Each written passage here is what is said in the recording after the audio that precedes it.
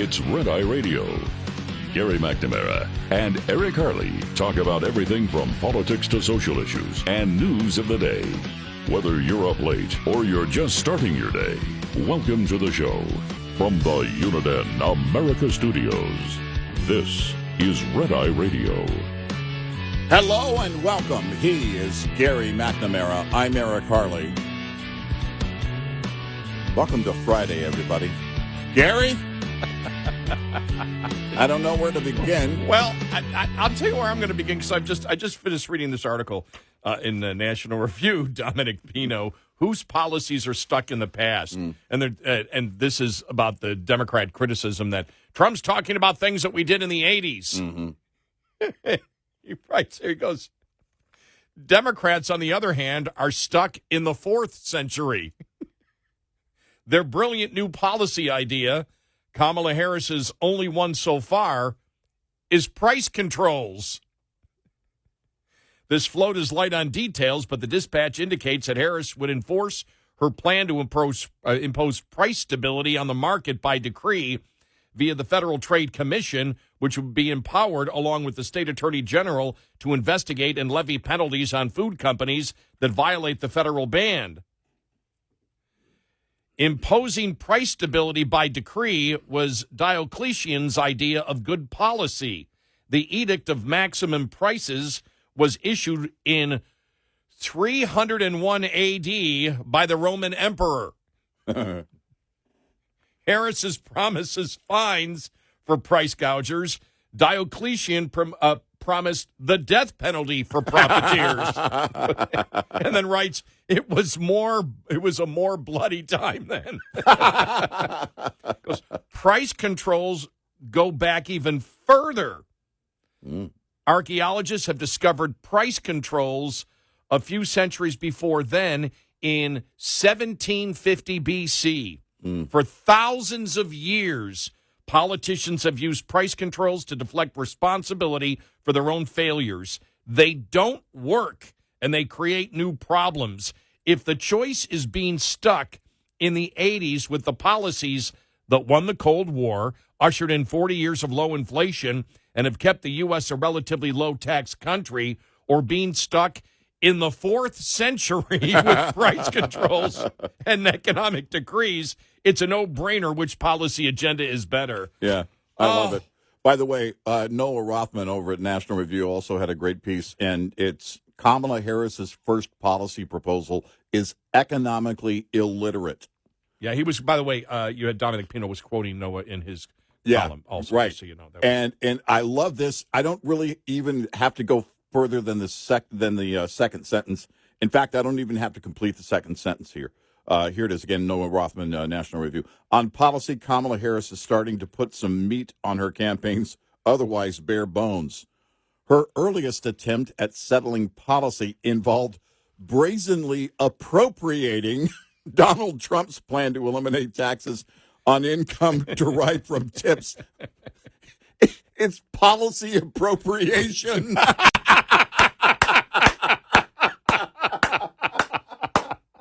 Oh, my gosh. And actually, we can take it further. Yeah. It's white policy appropriation. Well, we need to throw identity politics in there. There you go. Got to make sure you cover it. Yeah. Kamala Harris is, I guess, in this case, it would be Kamala Harris. Kamala Harris. Is involved in white policy appropriation. That's right. From Donald Trump. That's even worse. Right. Now, we assume that Mr. Trump identifies as white. But the whole thing, though, is you could take that and run with it, too. Why are you adopting the policies from the white guy? Strong on the border, no taxes on tips, pro-fracking. Oh, my gosh, what are you doing? I mean, just to play right out of their handbook on the left. It really is. It's laughable. I told you in the pre-show meeting, they made it so much worse. They think they made it better. Now, there's still some thought that, this is going to be an election about personalities, and it might. I don't know. I don't know after the the audio cut from the people at her rally that we played yesterday, what's her greatest policy? What is she known for? I don't know. I'm here because she's a woman, and it just, these are the willfully ignorant that actually took time out of their day. Was it the old Carlin bit he did on the whole Zig Ziglar thing? Look, you bought the tickets to the event, to see a motivational speaker.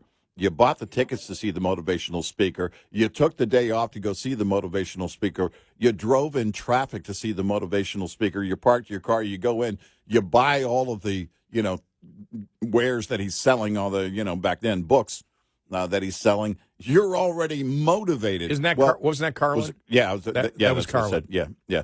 And so in this case, it's quite the opposite. You took the time to go to a rally and you have no idea why you're there. And it's, this is the problem that they have on the left, is the massive openings that we saw. I would say cracks in the ice. They're not cracks in the ice. The honeymoon is so over, because now you have liberals and liberal media asking the questions that they've been asking at Fox News. Fox News has the count of how many days it's been without a press conference. And you look at that, and this week was telling. Stephen A. Smith ranted about it. And he did again yesterday. Then you had, what's his name, from Jim Acosta from CNN. They don't accept this anymore, because what they see is the fact that if they kicked Biden to the curb and elevated her to the top of the ticket and she loses, then it says very bad things for the party. If you've got a candidate who can't even talk, and that's, again, we compared it to Biden for different reasons. She can't speak. She's not confident in speaking. If she were, she'd be out there. Yeah, you and I talked about this the other day, and is it the campaign? Because obviously it's a failed campaign strategy that they're involved in to keep her quiet. Yeah. People understood why Biden wasn't doing it, because the public knew a year ago. If you saw the polling out there, they knew a year ago. And quite frankly, there was sentiment involved there, because a lot of people felt sorry for him. Right. With her, people go, well, this is a political calculation. She doesn't want to take questions because she can't. And I saw a couple of things. By the way, just the overview yesterday, the Trump campaign won again. Mm-hmm. And you and I have said for a while that if Trump wants to do it, he can do it. He chooses not to. Mm-hmm. And he's done it the last few days.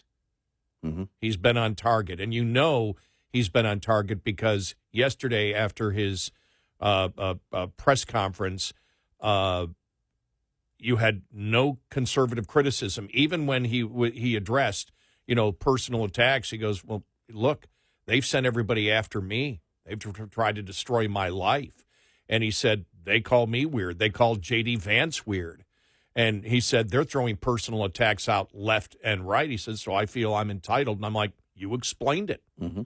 You explained. Now, don't attack Republicans. Mm-hmm. And he didn't. But as long as what you say makes sense, it's great. The other thing is, Trump's being effective because now after 2 press conferences, you've got the leftist media now on MSNBC saying, well, we're not going to cover what he does anymore. Chris Cillizza is saying the same thing. If you saw that one. Right. He's on Twitter, he said, well, it really wasn't a press conference. It was, it was 50 minutes of him talking. And then he took, 5-ish or so questions. Mm-hmm. And that was, it got to wonder whether this is worth covering anymore, because basically it's a campaign. Well, they're all campaign rallies. Right.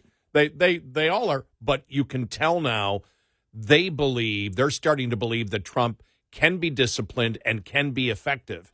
And that's where, I think it was hopefully it was going to get back to, and it looks like it's getting back to that. And with Kamala, again, Joe, you had an excuse as to why he couldn't speak. And there was, again, sentiment. People felt sorry for him. You know, wow, I can't believe they're doing this to him and putting him out there when they know something's wrong with him. There was sentiment. And with her, there are no excuses. That's the difference. There's no reason at all. She shouldn't be in front of she should be so tightly booked. She should be running out onto the set of The View, and then all of a sudden running out onto the set of Colbert, running out, playing saxophone on Arsenio Hall. Is Arsenio Hall still doing a show? And, do all of these, all these things that she should be doing. Clinton reference. Hey, if they're going to bring him back, we can bring it back. But if there is, again, you put her up at the top, because the leftist media knows. They know. They made comments. They wrote about how she's not the greatest vice president. They understand what they need from her campaign and the Democratic National Committee is to put her on the stage and prove her. And then it's like, oh, well, we were right all along, and there is no excuse. You've got to put her out there, put her in a friendly setting every time. She won't even do friendly settings. She hasn't been on The View yet, and that probably, I'm guessing, would be, aside from Colbert, the friendliest talk show setting there would be. Not sit-down interview in terms of the media or the activists at NBC or CBS, but the talk show stuff. That's the stuff you go for. That's the killer, because you're getting to female voters during daytime television, and at night you're getting to a liberal audience, and you're building that, and it's also very good practice. It sets you up for being able to answer tough questions. And she can't do it. She can't learn it. That's the problem. When Noah Rothman wrote, it is economically illiterate, her first policy proposal at National Review, that's the headline. That's the title of his piece. It is absolutely economically illiterate, but it comes from somebody who is not capable of leading a campaign, much less leading a nation.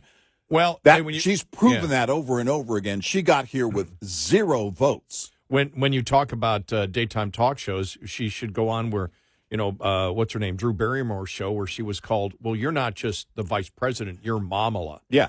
Remember that? Right. Your mama. Which is what her stepchildren call her. Yes. Right. She wouldn't even go on that. No. She hasn't even got, and it shows. No, that's a great point. That's probably even softer than The View. Right. And you and I have made the case that this probably isn't the campaign. This is her. She's afraid. Mm-hmm. She's afraid of public speaking. She's afraid of answering questions. She's afraid. This is really interesting because I started thinking this because of her legal background, remember, as AG. Mm-hmm. She's afraid to be cross-examined. That's what it is. Yeah. She does have a legal background. She knows she's not prepared. Yeah. She really does. And this is what you and I have talked about this many times before, that so many politicians have no real-world experience and have no idea how economics works. Right. And Democrats don't. I mean, I think it was the headline I saw yesterday. I believe someone said was in the Washington Post. They didn't say it. I think it might have been an op-ed piece, but I just saw the headline that said if Kamala Harris doesn't want to be called a communist, then don't promote communist ideas for when you become president.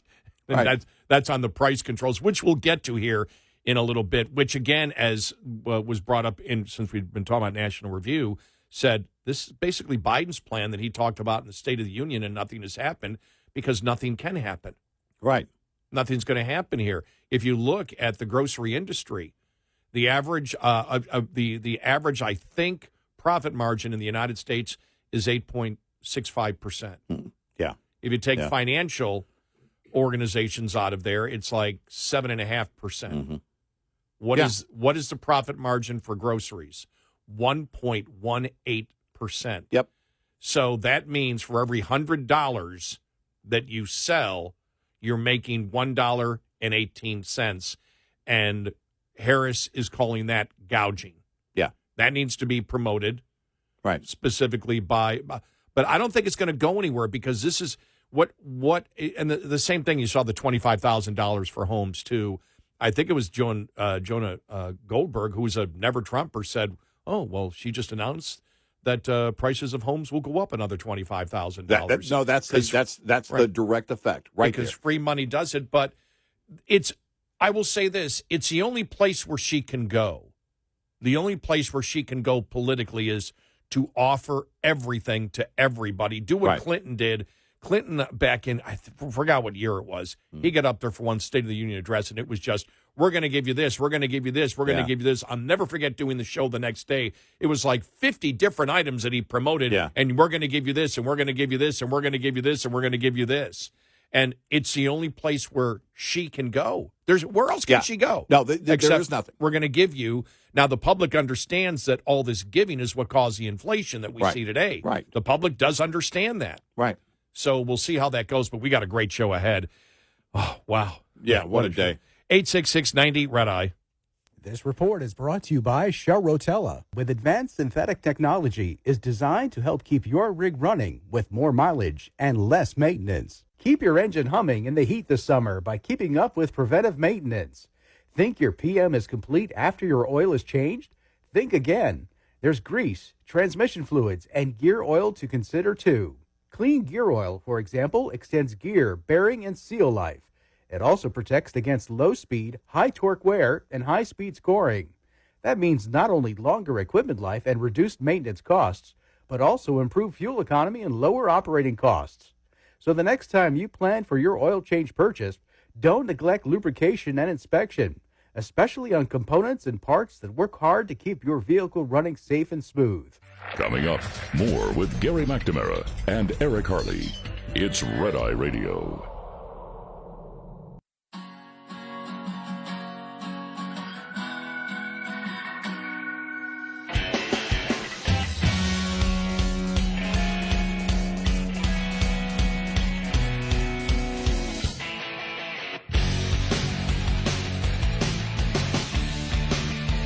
It's Red Eye Radio. He's Eric Harley, and I'm Gary McNamara. All right, here's the problem that the Harris campaign had yesterday. All right, first off, when talking to Joe Biden, these are the things that went viral, okay? This is her with Joe Biden. Our extraordinary President Joe Biden.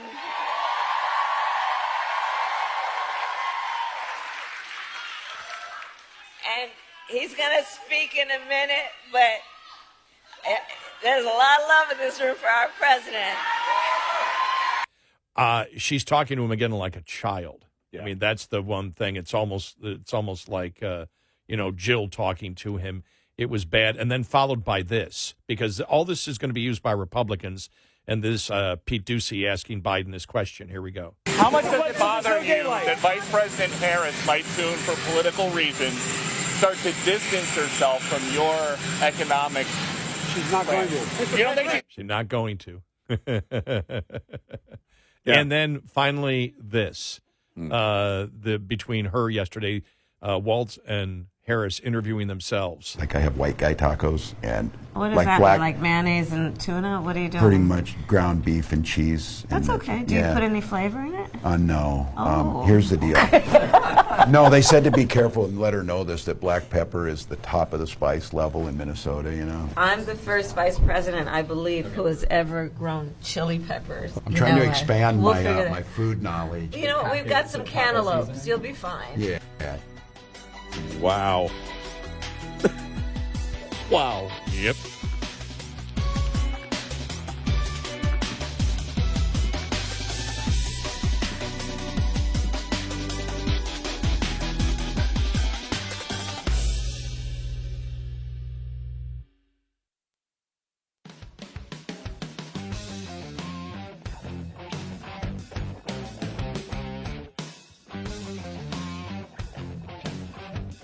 Observing and analyzing the insanity.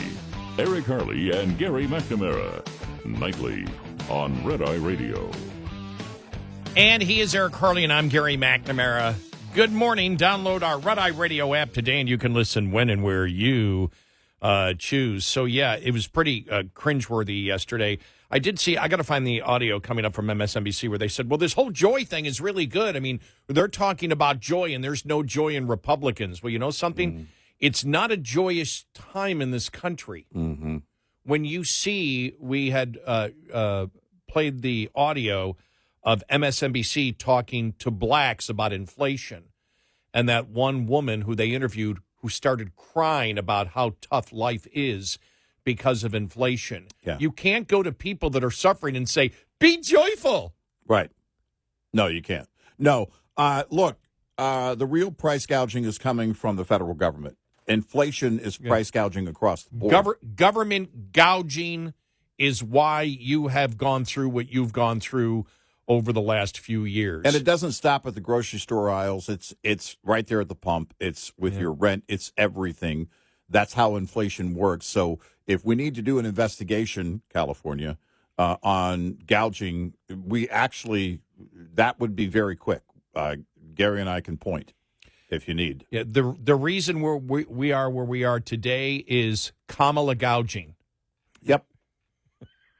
That's right. But we are. That's why we are. It's government gouging. Where we are today. Yep. And this is the entire point. They've tried to, it didn't succeed for Biden, by the way. Right. Biden's been blaming corporations for the inflation, and that's all she's trying to do. Mm-hmm. She's simply trying to say, it's not us, it's them. Because there's only two choices. Where does inflation come from? Well, there's actually only one choice if you know economics. Mm-hmm. Inflation like this only comes from one place. Right. And it's government spending, government debt, government printing money to buy our own debt over the last 10 years. Yep. It's government related. The problems that we face today are because of the government. And Harris is simply saying, don't blame us. We've got to find a scapegoat. So I'm going to come up with something, and we'll have some analysis on this because it's really, it's fascinating, the coverage from it. Even the Washington Post will have that Washington Post op-ed piece by one of their economic editors. When your opponent calls you a communist, maybe don't propose price controls. But as she even did, this is Catherine Rampell, and we'll go through it a little bit later on. But what she points out is, well, what are the details? You're simply trying to blame. What you're trying to say is we're going to blame someone, and then we're going to throw out a law that nobody even knows what the law would do. Right. And we're going to stop price gouging. How? Right. You know, it's like, who has been accused of price gouging over the last 25 years by Democrats? The oil industry. Where have they come out, even the Democrats, recently California did it, where have they come out and found collusion and price fixing and gouging from oil companies over the last 25 years? 0 times. 0. The federal government alone has done dozens, if not more, Congress investigations. Has done it. Yeah. And California doing one, and it comes up with nothing because there's nothing there. They want you to, which is, think about this, spending more government money to find out why the government is costing you more money. That's really what it comes down to. This is about inflation. I don't need the state government or the federal government to tell me that. I don't need an investigation. I'm not the smartest guy on the planet. I can see it. Everybody can. It's pretty common sense. It's pretty out there. In fact, the American people have seen it for years now. And this generation that's experiencing the highest rate of inflation at one point, well over 9% in recent years for the first time, looks at that and says, and they did. They said the government can't keep spending. As you mentioned, the lady on that was on MSNBC the other night, and she's crying because people can't afford groceries, and it's caused by the government. They know it. You're not going to win that. You know, because here's the arrogance. We're going to come in with price controls. We're going to do an investigation about gouging. What you're telling them is what you already know isn't true. You're too stupid. We're going to find, there's something you don't know. There's something you aren't aware of. Well, let's go to Democrat Michael Schellenberger yesterday, who commented on the, I got to, in my mind, I'm just that far from saying Hillary instead of Harris every time. Yeah. But here's Michael Schellenberger on the price controls that she's going to promote later on today. The instances where price controls are justified are very few and far between, and they are certainly not justified today when it comes to food production. We're not at war, at least not directly, and in various wars since the 1970s, we have not required price controls to prevent inflation. There is a relatively free market when it comes to food, from production to grocery stores. There is no evidence that some new food monopoly has emerged, which is responsible for keeping prices high. The price margins of the grocery industry are just 1.5% per year compared to the all-industry average of 8.5%. And even if there were some price gouging, then the right policy response would be antitrust action by the Justice Department, not price controls. Allowing the market to respond to higher prices through expanded supply is and remains the best and often only long-term way for societies to deal with inflation in non-monopoly sectors of the economy. Around the world, most recently in Venezuela, price controls stifled private sector investment to increase supply, thus failing to address the underlying driver of inflation and often making the situation much worse. None of this is controversial among economists. There's very little debate among mainstream economists, including the ones who support Kamala Harris, like Paul Krugman, that price controls are almost always a bad idea. And most, if not all, of the owners and managers of mainstream newspapers and TV networks that support Harris are likely also against price controls. The idea of price controls on grocery stores and food producers makes so little sense that it's actually highly unlikely that Harris would ever implement them if she becomes president. Right. Well, it was interesting because, we always hear during national emergencies, the whole price gouging thing. And John Stossel did another video where he talked about, he said, but price gouging works. And he gave the example of a guy during Katrina. And this guy saw what was going on down there. And people were screaming, we need generators. Yeah. And this is the guy who bought 20 generators, drove a long way, rented a U-Haul truck, drove a long way, and then was going to sell them at twice what he paid for them. Now, remember everything that he had to do in order to get it down there.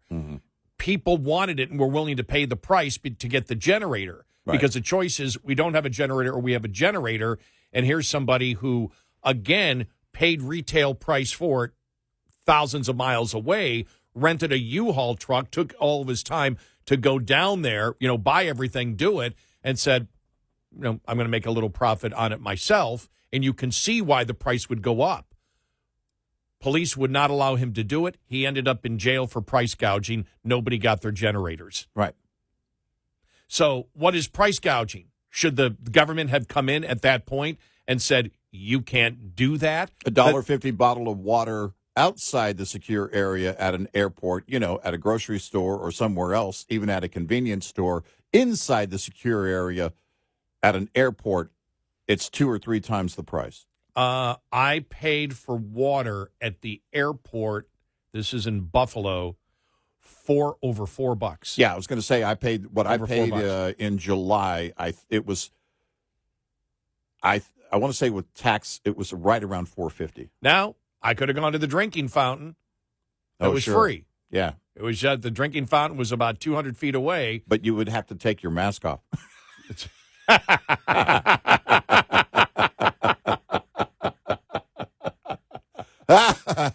And so price controls, I mean, it's so well known. Remember when Hawaii tried it on gasoline and then had to stop it? Because the prices stayed high when all the other prices in other parts of the country came down.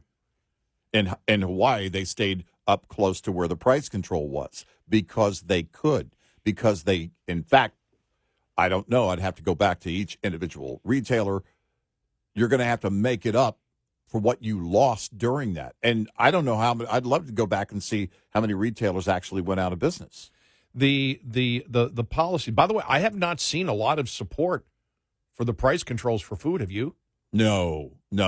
I haven't seen. No. In fact, the only thing I've really seen on anything she or Biden has planned was Politico bashing, going, we have no idea whether you're going to save anything on pharmaceuticals or not. That's Politico. That comes from the left, right? And we'll get to the opinion from the one of the economic editors at the Washington Post says the same thing. When your opponent calls you a communist, maybe don't propose price controls. We know they don't work. Right? They didn't work. Remember, when Nixon put them in, they didn't work. No. Price controls don't work. What they do is they ensure you'll have shortages. That's what we have. Why do you think we had gas lines? I know. I worked. Only Oregon and I think one other state would understand this. I worked at a full-service gas station. Yeah. Where you pulled up, we did the windows and everything else, and I was only there 2 weeks. Somebody ripped him off for one of the other employees for like $200, so they let everybody go. I think Jersey Alan's from New Jersey. New Jersey is you have to wait for them to pump it. Yeah, New Jersey. And he's our. I think you have Jersey. a choice in Oregon now. There's they changed it a little bit. Yeah. But I remember the lines as long as you could see. Yeah. Remember? People don't remember this. Mm-hmm. I'm old enough to remember it. Yeah. I remember odd even days. Right. Yeah.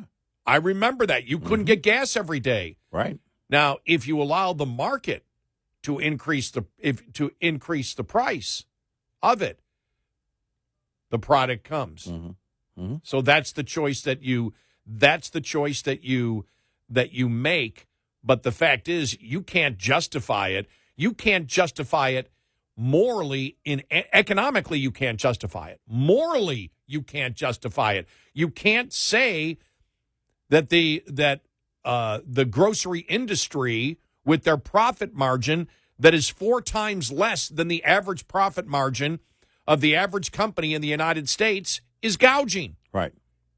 It was the same thing, remember, on healthcare, the healthcare insurance companies, and they were like, what, 3%? I want to say between 2.5%, depending on the company, between 2.5% and 3.5%, somewhere in there. And that could fluctuate year to year. Right. You know, that could be, sometimes it was 2%, sometimes it was 4%. But you're talking about they were always below the average, and they were accused of gouging. This is simply the blame game.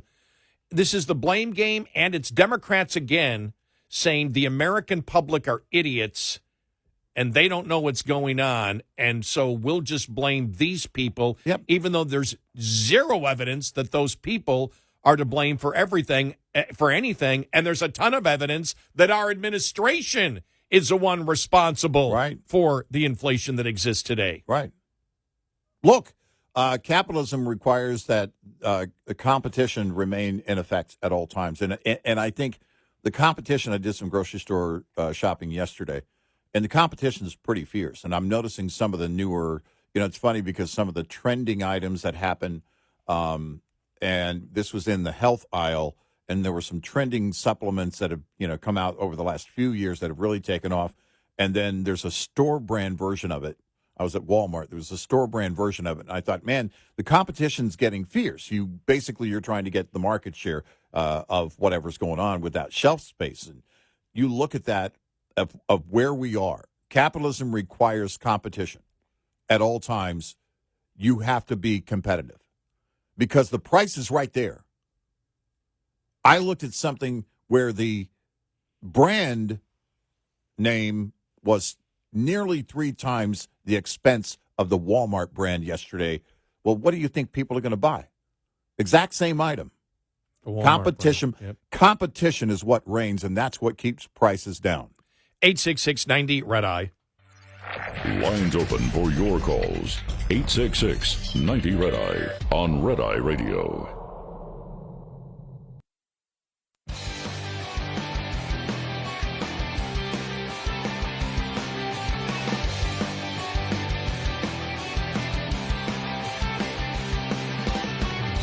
It's Red Eye Radio. He is Eric Harley, and I'm Gary McNamara. Coming up, more on the proposals for price controls, free money for housing. Yeah.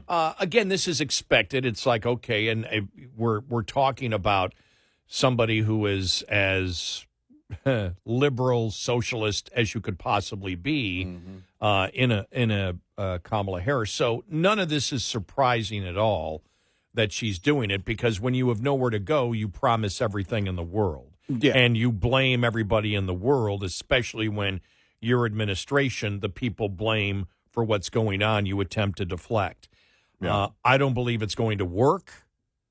I don't believe that she can message effectively. We looked at it yesterday, and we talked about the fact that she doesn't have confidence, I believe, to be cross-examined. That's why she won't do a press conference. Right. And we'll get to that coming up.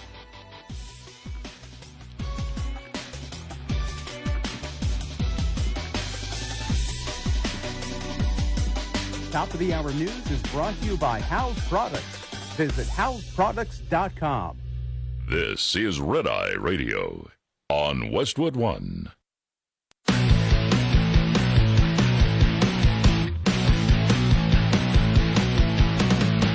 Now, it's Red Eye Radio.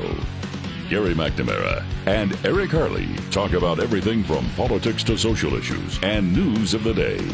Whether you're up late or you're just starting your day, welcome to the show. From the Uniden America Studios, this is Red Eye Radio. All across America and around the planet, we are Red Eye Radio. He is Eric Harley, and I'm Gary McNamara. Welcome and good morning. Thanks so much for being here. Just looking here at this opinion piece, Catherine Rampell, one of the economic people over at the Washington Post, definitely not a Republican or Trump fan, but says, when your opponent calls you communist, maybe you don't propose price controls. Ouch. Price gouging is the focus of Harris's economic agenda. Her presidential campaign says she'll crack down on excessive prices and excessive corporate profits, particularly for groceries.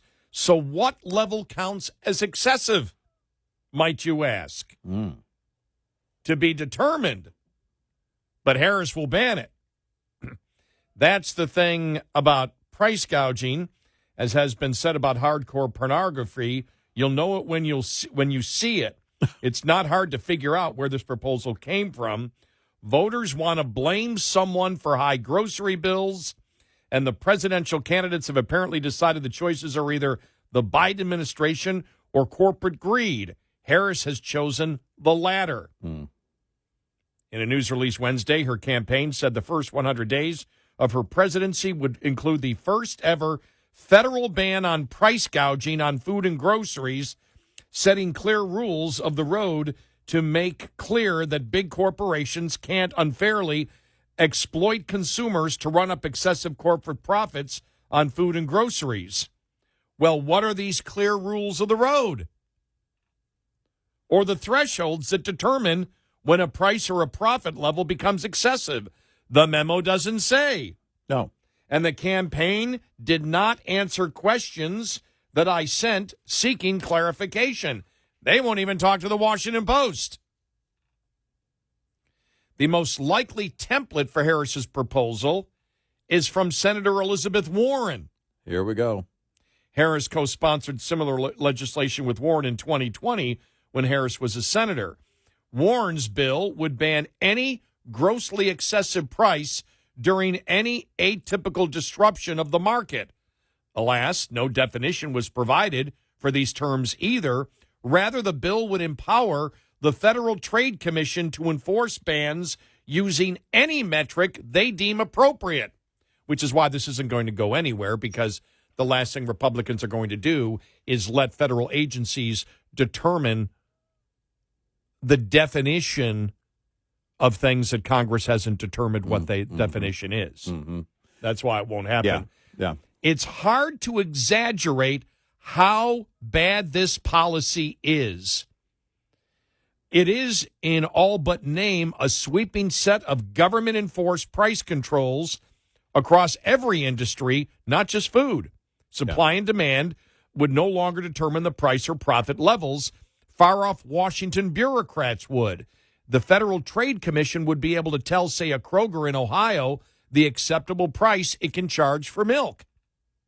At best, this would lead to shortages, black markets, and hoarding, among other distortions seen previous times that countries tried to limit growth by fiat.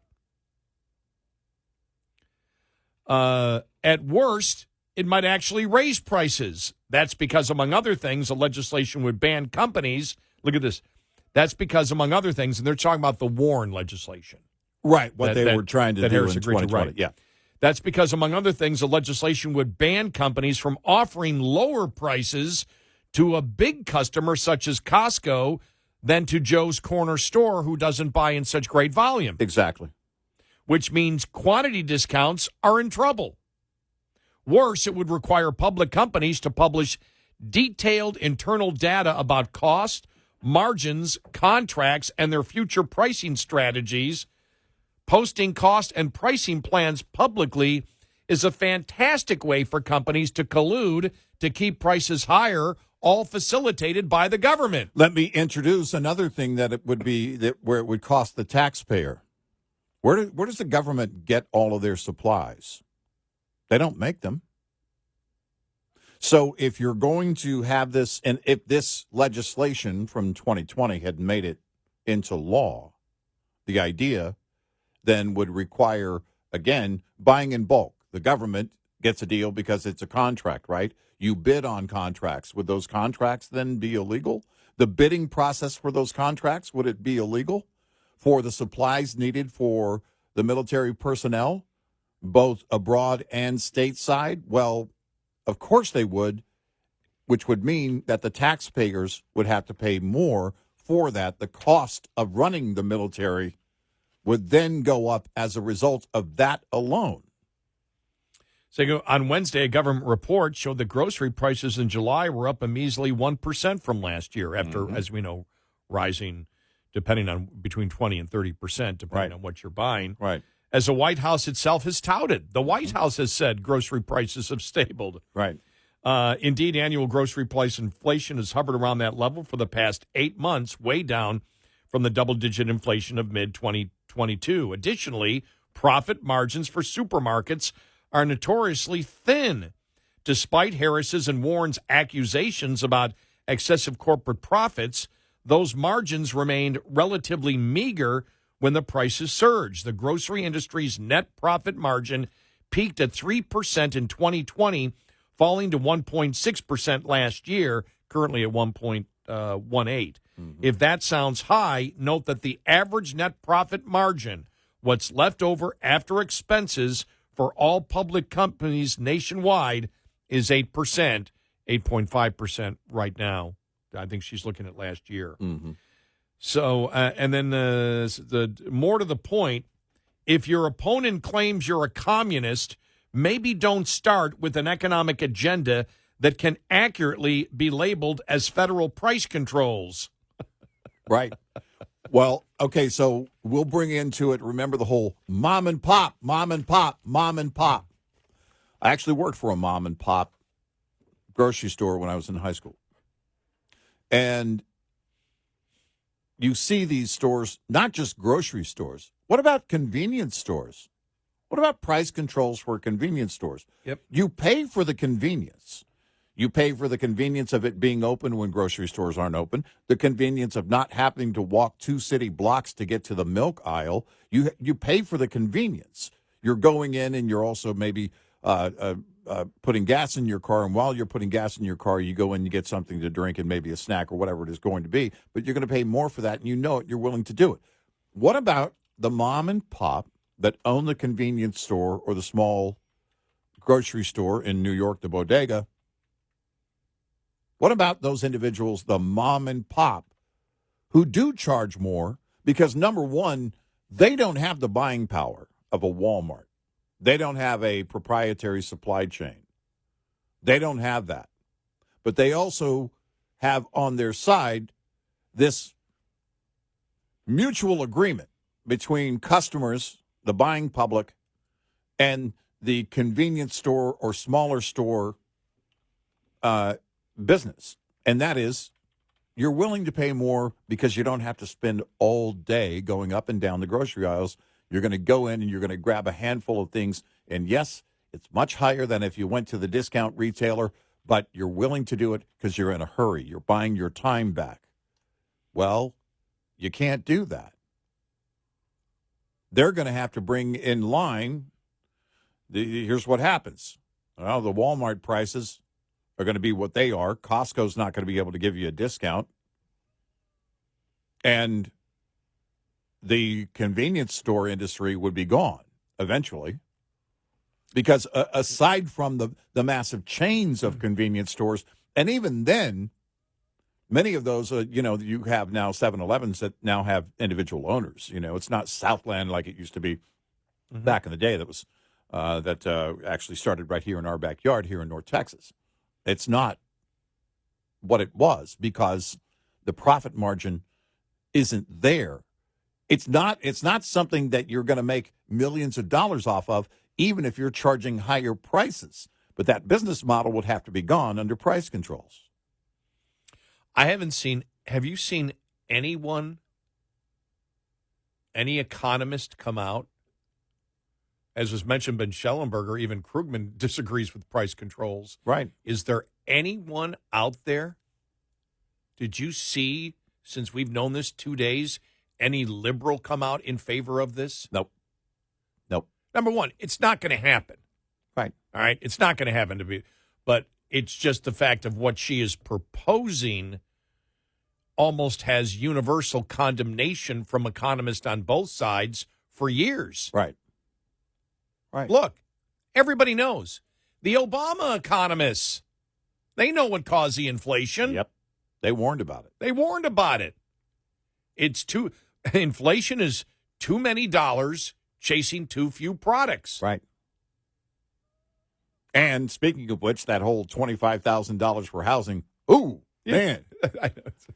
Look at the market for housing. Man, why are the prices going up by an average of $25,000 per unit? We've seen that before. We even agree with Mark Cuban when it comes to that. When it comes to, for example, the college bubble. We agree with something on Mark Cuban. That's right. Exactly. He's the one that brought it up. He said, no, they got to stop. They got to stop all these cheap college loans. What did he say? A maximum of $10,000? I think it was. Or 40,000 should be the maximum. It can't be greater than that you can borrow. Right. For college. He understands the bubble. We saw it in 2008, 2009. Right. Why do you think housing was so expensive back then? Why do you think houses skyrocketed in price? Right. Because there's a ton of free money. Right. When money is cheap, prices go up. Yep. All this is basic economics. And as we've said, these idiots believe that, we can, we're smart enough. I'm Kamala Harris, and I'm smart enough to control economics. No, you're not. You can distort an economy, but you can't change economics. Exactly. There's no way to do that. And this is where we go back to Josh Hawley also with his price controls that he wants for the credit card industry. Right. That's why we went off on him, because we believe he knows better, but actually started to question whether or not he knows better after those ideas he floated. Yeah, exactly. I don't care who you are. I don't care what party you're with. Price controls don't work. Well, if you promote idiotic economics, we're going to call you on it. Yep. And that's what's going on here. And don't call yourself a conservative while you're doing it. Yeah, exactly. 866-90-RED-EYE. Brought to you by FPPF, Fuel Power Max. Independents with carrier authority should be mindful that negotiation strength varies as the week progresses. Typically, the highest rates across major segments are paid for loads negotiated on Sundays, and the highest volume of loads for all segments is seen on Mondays. Also, the weekday that tends to be the best for flatbed negotiations, yielding the best rates. Owner-operators tend to have less negotiation strength on Tuesday, which shows the lowest weekday spread between brokers' offered rates and actual paid rates. Broker offers tend to rise by Wednesday as the end of the week is in sight. This day also seems optimal for the 3 o'clock hustle, so-called for its reliance on that afternoon time of day, when brokers are getting nervous, to improve negotiation strength. Stay mindful of this system to maximize your revenue. Owner-Operator Business 101 is provided by Overdrive's Partners in Business program. Go to overdriveonline.com to the Partners in Business section of the website for more details on this and many other topics. Brought to you by Shell Rotella, with advanced synthetic technology is designed to help keep your rig running with more mileage and less maintenance.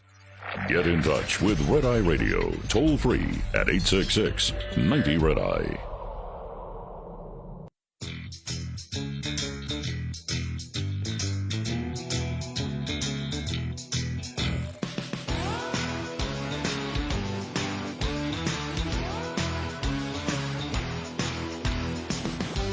It's Red Eye Radio. He's Eric Harley, and I'm Gary McNamara.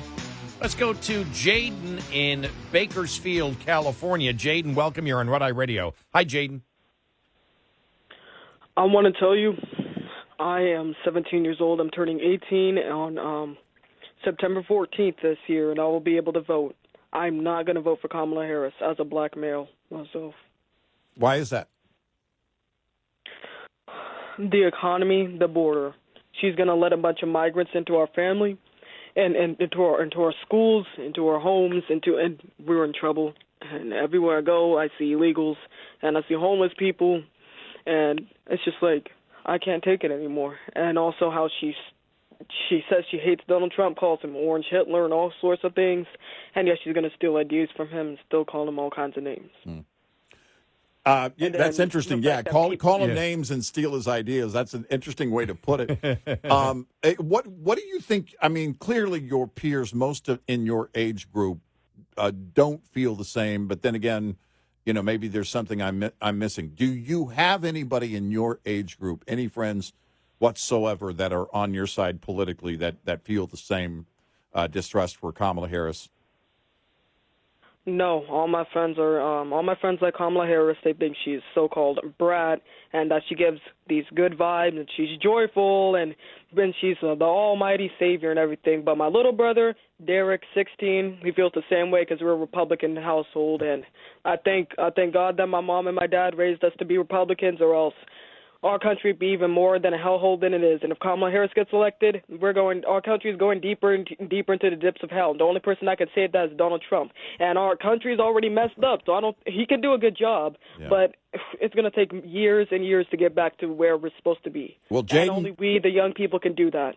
Jaden, I know that you go against the grain for people in your age group, but this country relies on critical thinkers in your age group to carry on for years, and we hope that you're going to do one that. more thing I want to ask you, because you didn't. You mentioned it to our phone screener, but you haven't said it. And I had said it earlier that when we played the audio cut of her talking to the president, and I said, "Wow, she's talking to him like a child." But in general, we've said this before. She talks to people like they're children, and you recognize that. I do, and I hate it. It annoys me. I don't like when anyone babies me, and then she also talks to me like she talks to the country like we're a bunch of stupid 7-year-old incompetent, mentally ill kids. We are not Joe Biden. She does not need to baby us. Yeah. She does not need to push us around in her heavenly wheelchair of discrimination and grouping people up into different races and groups and sexualizing our kids and pornography being exposed to our kids. And I want to be a father one day, but I'm not exactly sure because I don't want my child to have to. I don't want to worry about my daughter getting kidnapped by some illegal immigrant that was led to this country illegally or legally by the Biden administration from Venezuela or whatever. And I don't want to worry about my car getting hijacked. I don't want to have to worry about this stuff.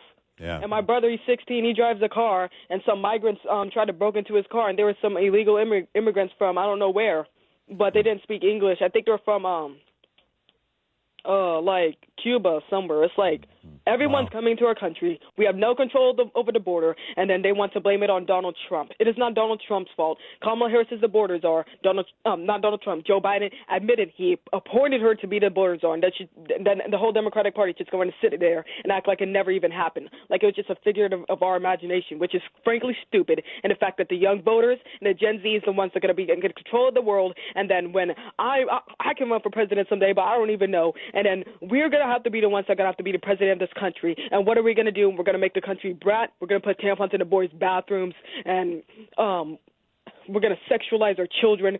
Like, what if one of my cousins, she's 15 years old, she decided that she wanted to have sex change, and she decided she wanted to become a man.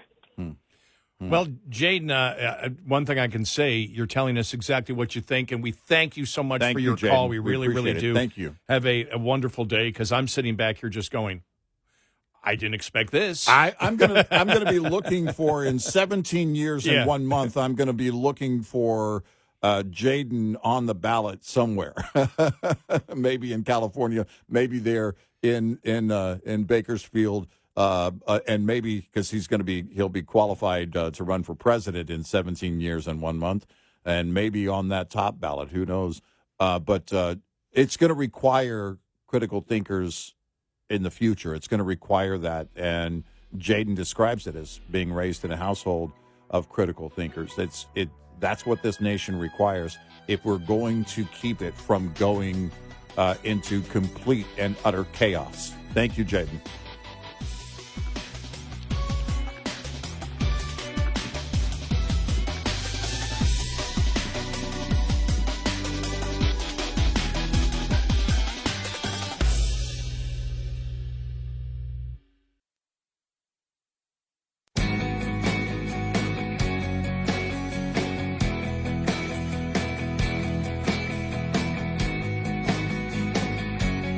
You're listening to Red Eye Radio from the Uniden America Studios.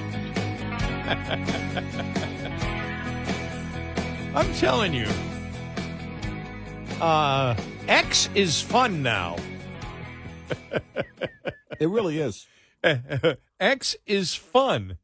Joe Kernan from CNBC in regards to Harris tomorrow.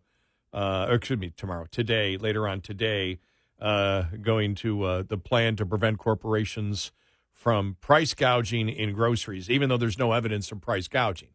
Right. At all.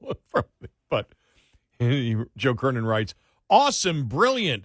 Why hasn't anyone ever thought of this before? Now set the minimum wage at $100 an hour, and we're golden. Perfect. Really, really perfect.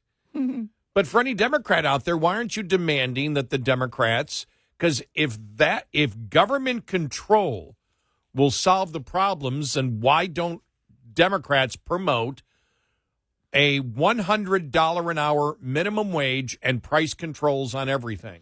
Because, they want you to believe that government control will not cost you any extra. In fact, will save you money or give you money. So whether it's price controls or minimum wage, they want you to believe it will have no ill effect on the economy or your finances whatsoever. So why wouldn't you call for $100? Let's go for $250 an hour. Let's make instead of getting rid of billionaires, let's make everybody a billionaire.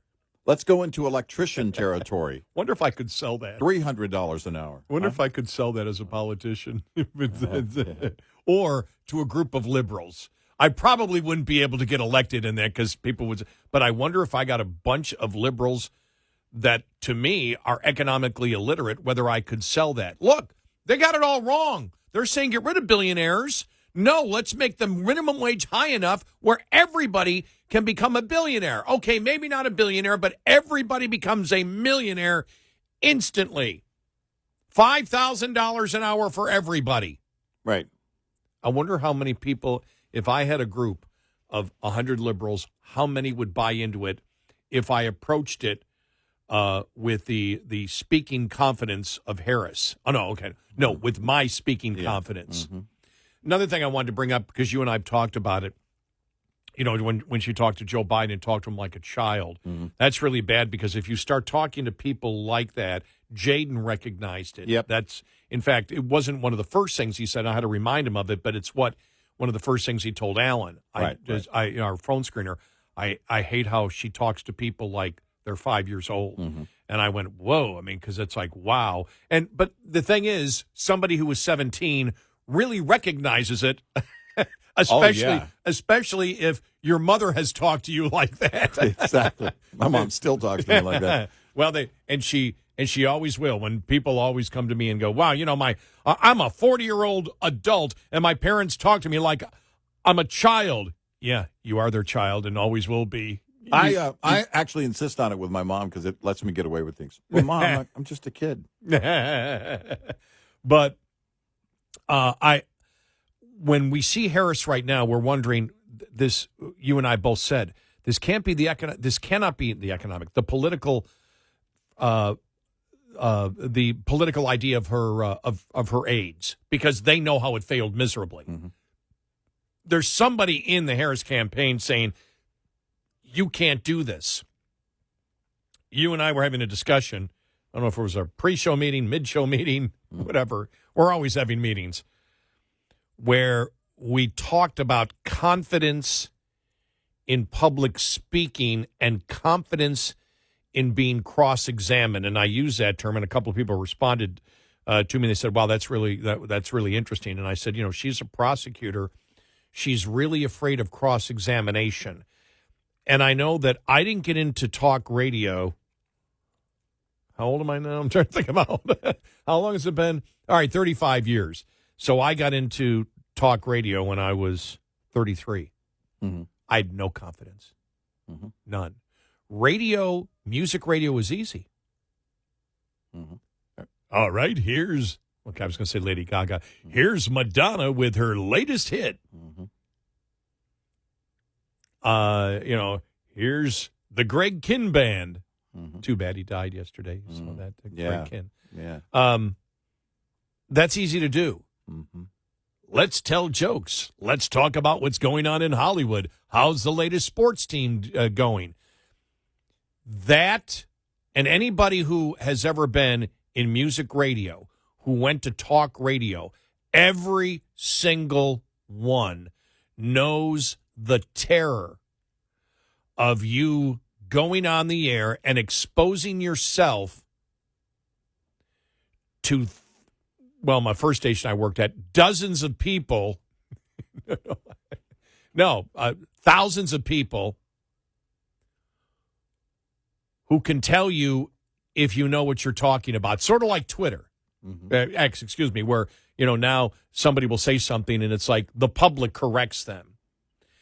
Now, to me, I never viewed myself as a political activist. People may today, and I have an opinion, and I guess you could say it, but I never try to be a propaganda political activist. I'm never going to discuss something or give an opinion on something that's untrue. And if we find out something is untrue, we'll bring it to your attention. For example, the story on Robert Kennedy Jr. yesterday, both the New York Post and the Washington Post, both saying that he had gone to both campaigns and wanted to exchange an endorsement for a cabinet position. Thank you, Mom, for for completing my sentence. Right? No, but that's make a deal. He wanted to make a deal. He wanted to make a deal. He came out and said it was completely false. The campaign came out and said it was completely false. Now, yesterday when we said it, we said, now he hasn't responded to it, but it's really interesting that you have both a conservative and a liberal newspaper both saying the same thing, and we brought up even the possibility they both want him out, or it was true. It was either true they both wanted him out, or that whatever the source was went to both a liberal and a conservative paper just to try and make it look more believable or something like that.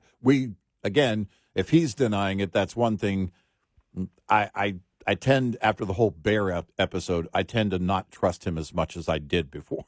Yeah, exactly. But the fact is, we didn't say definitively this is absolutely what happened, because we don't know. Right. And we've always, especially things on court cases, where people will jump on and go, guilty. We'll go, I don't know. How many times have we said that? That's why a lot of times when something originally happens, we won't sit there and take a side. I'll go, I don't know. I don't know what happened. I'm not afraid to say I don't know. The last thing I'm going to do is say, okay, I'm going to extrapolate what this theory is and make an absolutely definitive opinion on it. Now, I would say, I have no problem saying, if this hypothetical, throwing a hypothetical out, here would be my opinion on it. But I use the words "if accurate and true" quite often on the show. Yes, you do. When we talk about things. So, but to get over, number one, public speaking was very tough for me initially. I remember bringing notes and everything else. Public speaking was one thing. And then, as I told you now, and I haven't given a speech in a while, but now I got to the point, because working overnights, it's almost impossible to do it. But when I was working days, the busy season, it was 3 speeches a week. And it was scary. And then it got to the point where I didn't even need notes anymore. But that's still a completely different thing than being cross-examined from actually taking questions. That's another total different thing that will scare the daylights out of you. It did for me. Now, I didn't do it in the arena of being live and answering reporters' questions, but going to phone calls when I really didn't know the issues. And every call I went to, it's like, oh, my God, do I know what the hell I'm talking about here? Do I have it right? And you did not have access to information immediately. Like, I can look at something, I go, is that true? And within 5 seconds, while on the air, while talking, I can figure out whether something is true or accurate. But that fear of being cross-examined when you don't have confidence. Harris, for example, remember we called Obama a cocktail socialist. And that meant he hung around all the intellectual socialists out there throwing out all the theories. He wasn't really sure of it, but it sounded good, and he used it for his, political career. Right. But he really didn't know. Harris is completely clueless. She doesn't understand how economics works. She doesn't understand engineering concepts. She doesn't understand physics or chemistry. She has no idea. She's completely clueless on these things about how things really work, and she knows it. Yeah. And that's why I believe this comes from her. She is scared to death because from her legal training, she knows how cross-examination can destroy you. Right. That's what I think. If you were to ask me what I think, what my gut tells me about why now almost a month she hasn't done any type of, cross-examine interview or a press conference, it's because she's scared to death of it. And the only reason I say that is because I've been there. If you've been in the media, you've been there. And I know every single person I know that went from music radio to talk radio. The adjustment period was horrible. It's just horrible because you're so afraid to give an opinion because you know you're going to be cross-examined. And there's a fear and a sense of shame.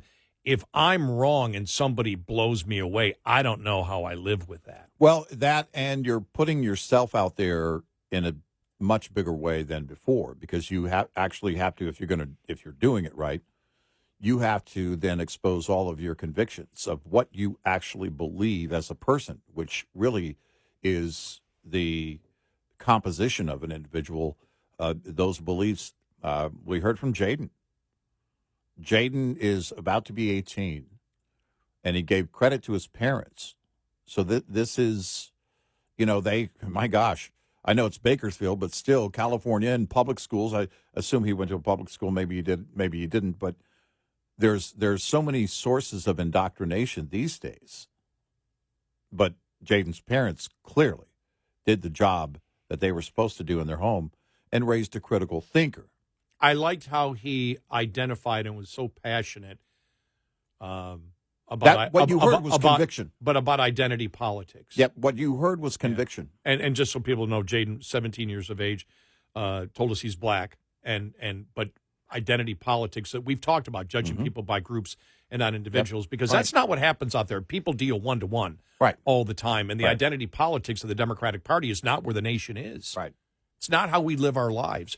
And so the fact that he recognized that, and you could tell, you could hear the fury in his voice over identity politics that the Democrats practice. Right. And he identified the problems that the left has created, the insecurity in every neighborhood, not just with the broken border, but also with the rise in crime, because we don't want to go after criminals anymore, and we're giving deference more and more to criminals. And that creates fear. And he mentioned wanting to have kids one day, but he doesn't know, because he doesn't want to, expose them to this kind of mindset, which will definitely be, I believe, still in play at the point that he wants to become a father.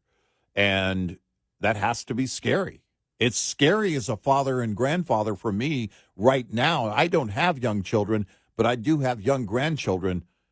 And, man, it's scary. 866-90-RED-EYE. We'll be right back with more Red Eye Radio with Eric Harley and Gary McNamara.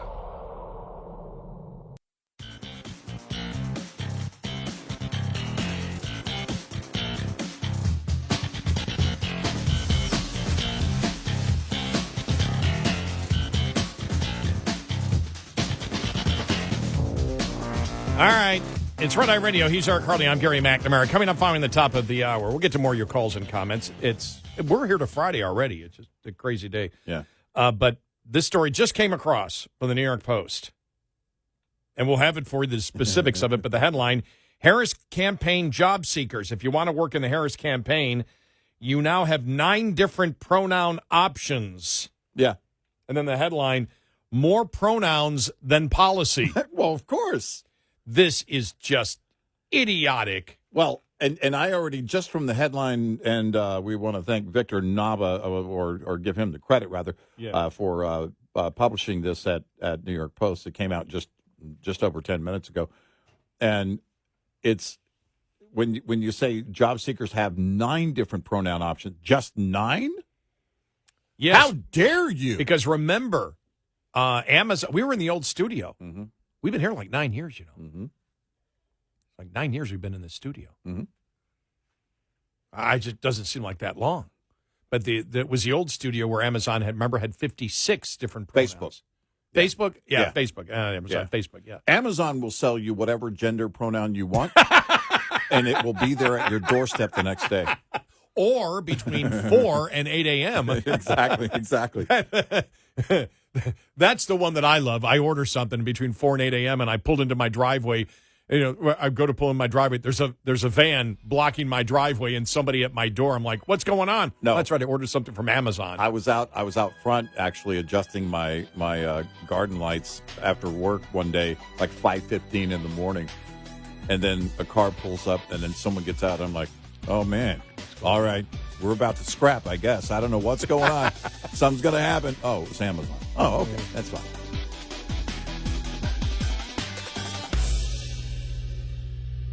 This is Red Eye Radio on Westwood One.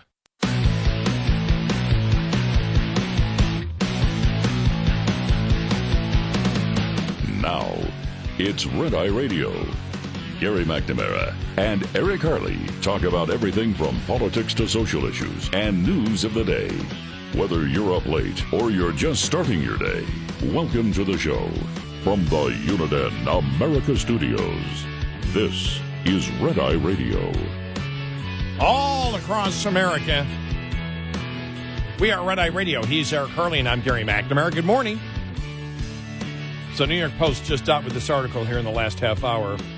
Victor Nava wrote it. Harris campaign job seekers have 9 different pronoun options.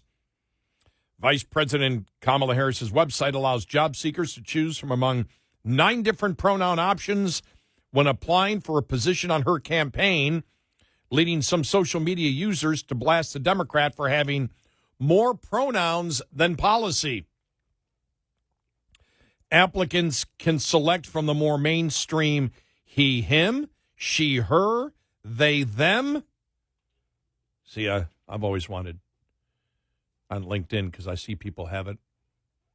Yeah. I have the urge always to put them, var for me. Yeah. Them, they, them, pronouns, or choose less conventional gender-neutral options such as, is it she, jem? Yep. She, jem, ze, her, I, am, her. Now.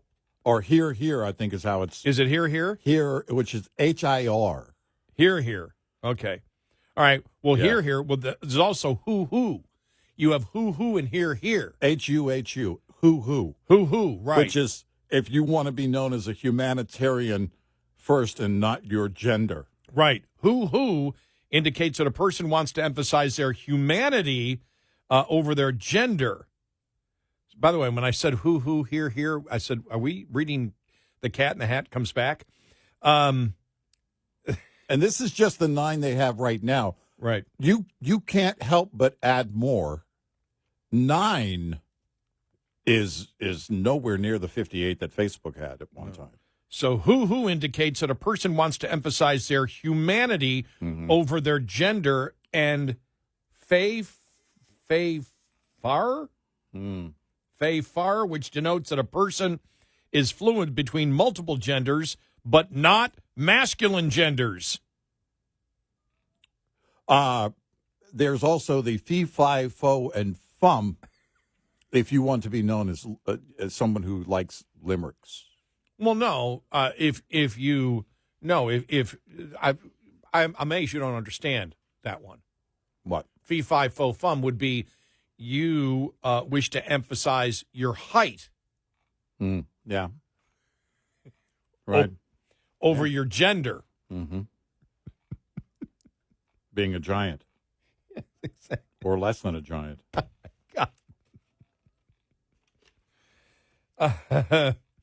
Or it could be that you're on a plant-based diet. You eat nothing but beanstalks. Exactly. Right. Potential hires can also write in custom pronouns or choose to go by your name. Your name only. What? When filling out an Well, that's application. bigoted. Your name? You mean the name you were assigned at birth?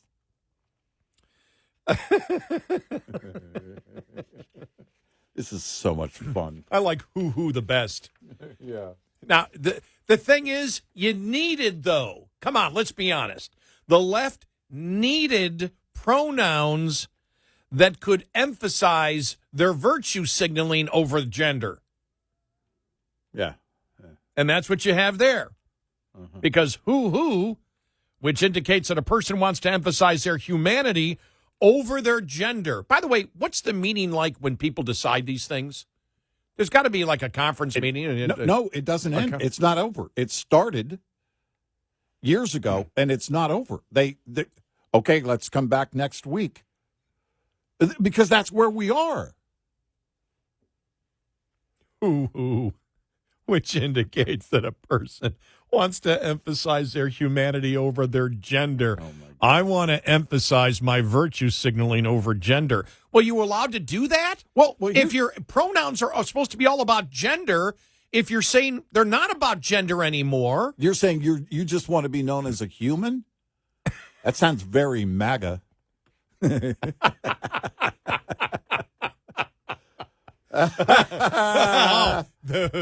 Or CUMAGA. Well, that'd be a nice one. MA/GA. MAGA. Yes, exactly. What's your pronouns? MAGA. Exactly. I wish to emphasize Making America great again. Right. I want to emphasize that I would like America to be great again. Not just my humanity, but MAGA. Which makes me, an American eccentric humanitarian. I care more about the future of the nation than I do myself. MAGA. Yeah, MAGA. I like that one. Selfless. It is selfless. It is not about me. It's about the future of the nation. Oh, my gosh. You could see, here's the thing. I like that, MAGA. Because with this whole DEI mindset, you can get in and manipulate the rules because all one person has to say is, I'm offended you haven't represented me. Yeah. I'm MAGA. Don't I count? Oh, my gosh. Seriously, it is. Who writes the rule book on pronouns, though? Who writes the rule book? It's an ongoing thing. It's an evolving thing. I can write the rule book. The story. Oh, yeah. You can interject because you're offended. All you got to do is say, I'm offended. Oh, okay. I'm sorry. I have not been recognized. I've been overlooked. How stupid of me. I'm on hundreds of stations a night, but I'm ignored.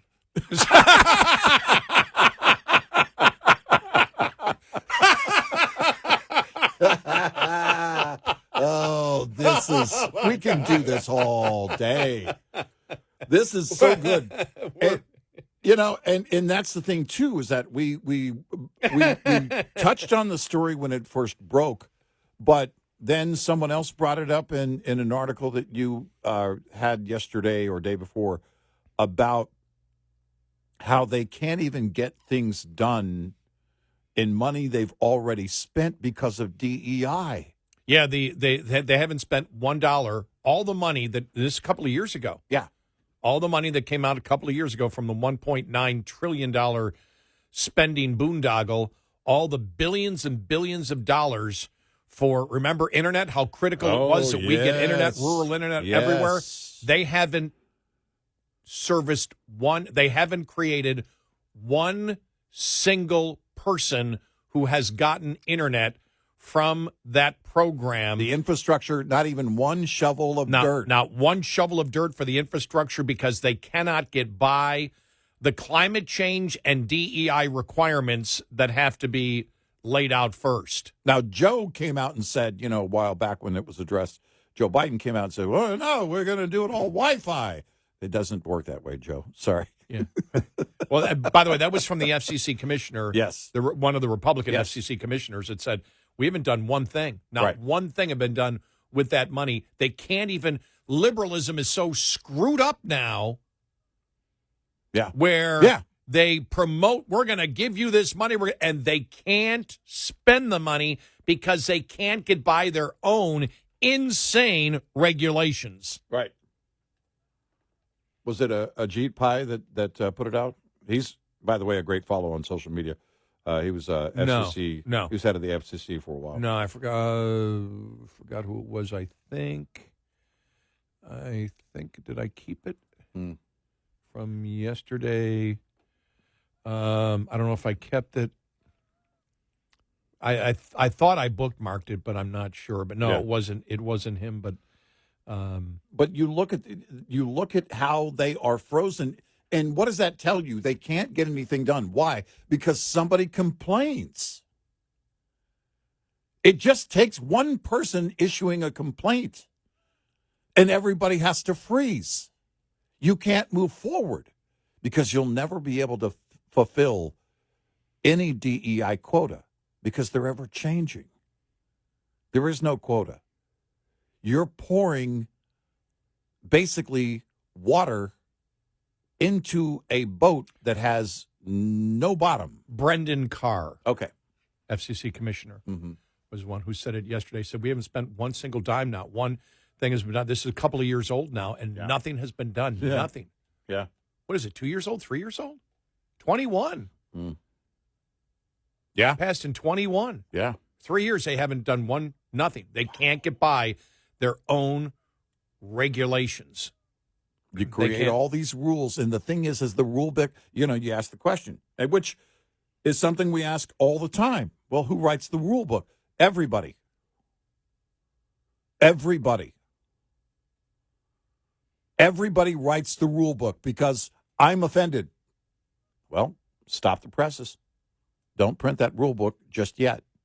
We got to rewrite it. We got to add one. That's why I said this great piece from the New York Post that we just brought you. It just came out a little over 30 minutes ago. Nine pronouns? Ms. Harris, how dare you stop at that's 9? That's really bigoted. 9. Not only Biden? bigoted, it's transphobic. It is. Remember Biden in 2020? How many genders are there? 3. Ooh, oh, no. That was the beginning of the end right there. Nobody ever asked him that question again, did they, from the mainstream media? No, that's how you know he's really old. He said 3. You can't get away with that. You can't do that. You know what I was filling out yesterday? I filled out because I get it for free, and they took away my premium line in Buffalo at the airport. So I was like, okay, my credit card pays for TSA pre-check. Right. So I applied. I'm going in tomorrow to get that all done. And it was the choice is gender, male, female, other. Other. I'm like, right. wow, isn't that bigoted? Yeah. So now your pronouns, now your gender pronouns, well, technically it's not a pronoun, but your gender identification is other. I had to go back. I need to go back and look at it because that did come up as a question on. I just renewed my driver license in Texas, and it was one of the questions, one of the boxes that you have to check on the application for renewal. It said male, female. I think the question is assigned at birth. I don't know how it was phrased. I have to go back and look at it. I just thought that was interesting. But that's where, so there's the question, because what is it about? with this, and whether it's TSA pre-check. Well, what's the idea behind TSA? So we can surveil a former lawmaker who was in the military, who was an officer in the military, and put her on the terror watch list, but you can say you're not female or male. How's that work? How does that work? These are the walls that the liberals build, that they run into themselves. This is how you get to passing that kind of money and turning it into law. You've got money sitting aside right now that hasn't been spent on that project because they're too liberal to spend the money. Say that out loud. Wow. Liberalism has got to the point where they're able to borrow the money but not and put the spend it. debt on future generations. But liberalism have gone so far that they can't spend the money that they borrowed. Now, that's liberal. That's whacked out liberal. That's chaos right there. 866-90 Red Eye. Coming up, more with Gary McNamara and Eric Harley. It's Red Eye Radio.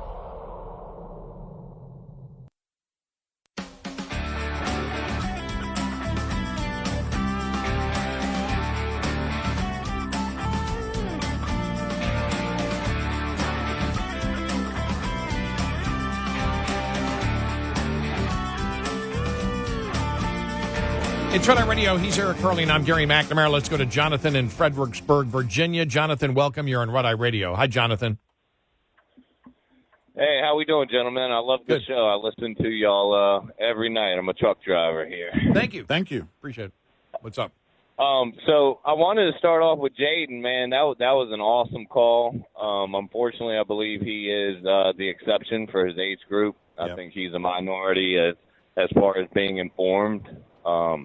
And that basically leads me to my point of the phone call is most Democrats they're just uninformed voters. So they're getting swayed by this joyous, let's be happy, and whatever that laugh is. I don't know. She's the only laugh I've ever heard that actually makes me angry instead of wanting to laugh. But it's just ridiculous. And I think, as y'all said 100 times, Trump needs to stick to the issues. He needs to call her out whenever she brings up her policies and issues and just stick to that. Say, look, this stuff is not feasible.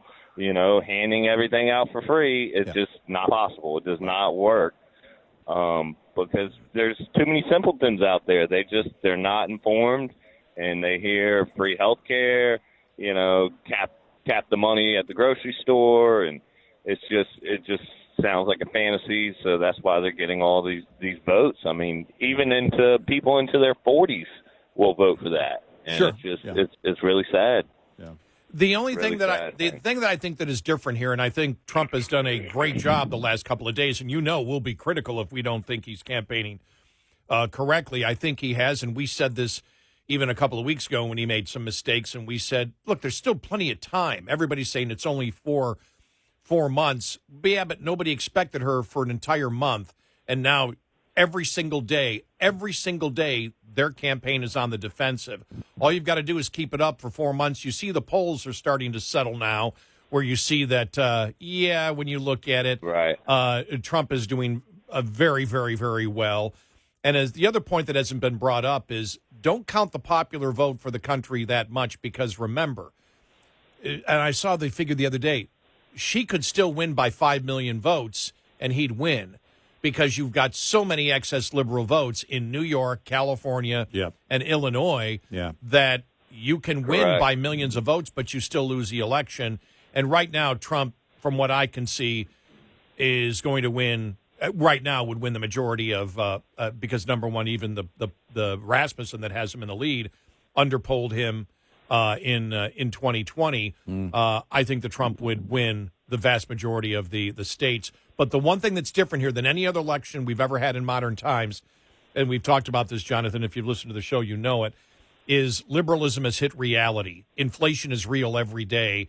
And no matter how they promote that inflation, we've solved it. Well, no, the prices are still 20 to 30% higher than they were a few years ago. You haven't solved it. Right. You've stopped the damage, but still, if you have 2.9% inflation right now, that's 2.9% on top of the 20 to 30% inflation that people have seen. Right. So they see more of an increase in price. And I think J.D. Vance explained that 2 days ago and went through that. Look, this is the problem that they have. And so every time they go out to sell you now that the economy is great, but you're still paying these high prices, it has the opposite effect. And I think her talking about joy, and MSNBC was on it. I'll see if I can find the audio cut where they were saying, Joy, it's about time because the other side is all negative. Well, people are negative right now. Yeah. Oh, yeah. When you have what we've gone through with COVID. That's the reality. Yeah. Doesn't mean you can't be positive in your own life, but you're negative about the situation that's been handed to you because of government policy. Yep. Thanks, Jonathan. We appreciate it. Drive safe. It is, you look at those things, and I think we have to also consider, and I don't know how much of this is a driver. It's hard to measure. People who won't tell anybody that they're voting for Trump because you can't say that out loud. Is that affecting any of the polls at all? I don't know. But it's definitely a thing. The question is, to what extent? But the biggest breakdown is what you mentioned.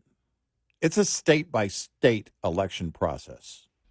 The national polls don't mean anything. They just don't. The question is, state by state, who wins? And the battleground states right now is what everybody is watching.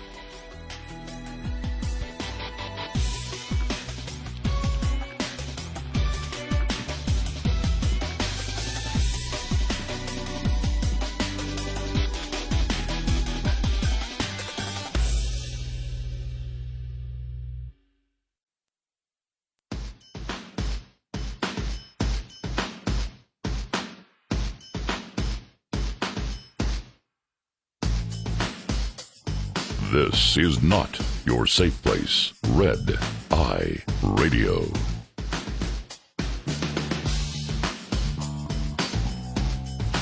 It's Red Eye Radio. He is Eric Harley, and I'm Gary McNamara. Welcome. Thanks for being here on the Friday show. Let's head to Brian in Tennessee as we talk about where this whole campaign is going. Brian, welcome. You're on Red Eye Radio. Welcome to the show. Thank you. Thank you for taking my call. I appreciate it. Enjoy the show. Thanks. One of the things I remembered when you mentioned on price controls, and I'm old enough to remember the early 1970s, and I remember Rush Limbaugh even talking about it. They came up with something called the Delmonico cut of steak, which was different, and it wasn't covered under the new regulations. And so, they could charge whatever they want, but, it was sort of like they always find ways to work around. When you impose price controls, they just change the product slightly. And it's like now they can get around that, and that's where I was going with that. These price controls don't work, and I can remember, these people were boycotting meat, and I remember you couldn't get meat. There was meat shortages, there was sugar shortages, coffee shortages. Yeah. Oh yeah. And I was thinking, this is the United States, I'm thinking, wow. I remember my mother was furious when she couldn't get coffee all of a sudden. Not a happy camper. Right. And but yeah, it seems like and I just swerved into something that Thomas Sowell had said.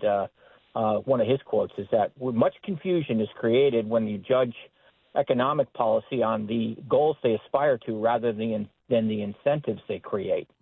Because when you create incentives to try to get around these things, you're just going to make things worse, and nobody looks at that. Yeah. Well, that's economics, though. That's pure economics. Economics is about incentive and disincentive. That's all. That's it. People want. Well, what do you mean economics? That's all it is.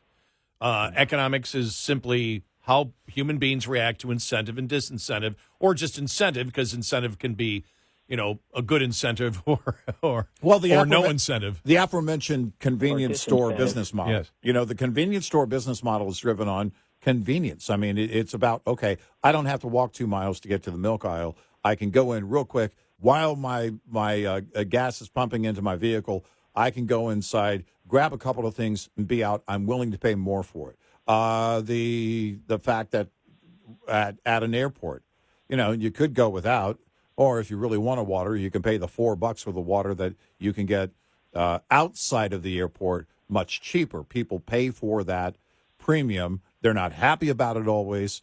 but either they pay for it or they don't. And that's the way it works.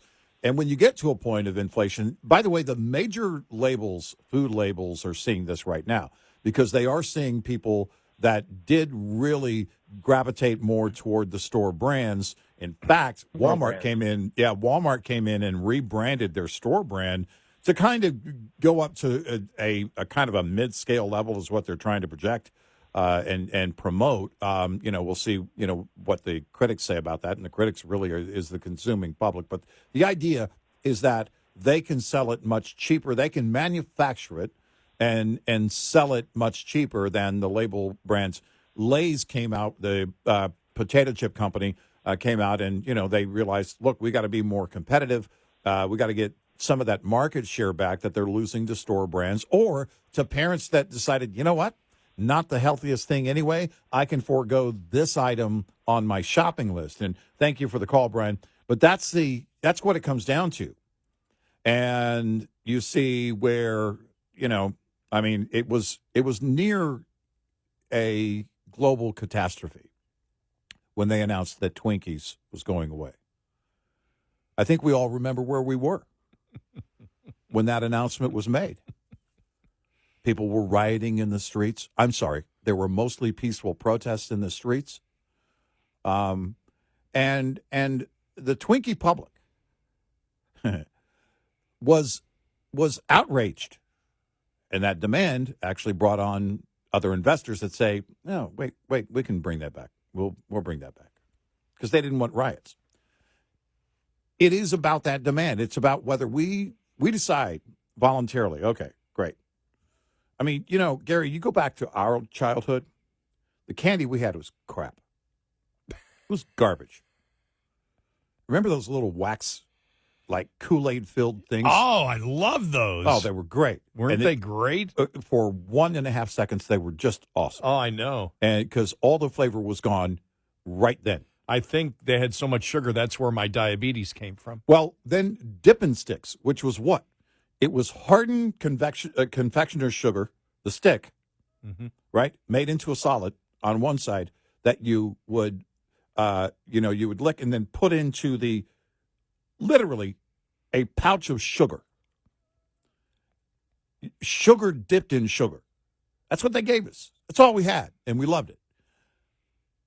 You have these demands for these products that come and go. By the way, there's this store that I saw that this guy opened with all the old school candies, and I'm like, oh my gosh, that's so dangerous. Yeah. But these products come and go over the years. Brands come and go.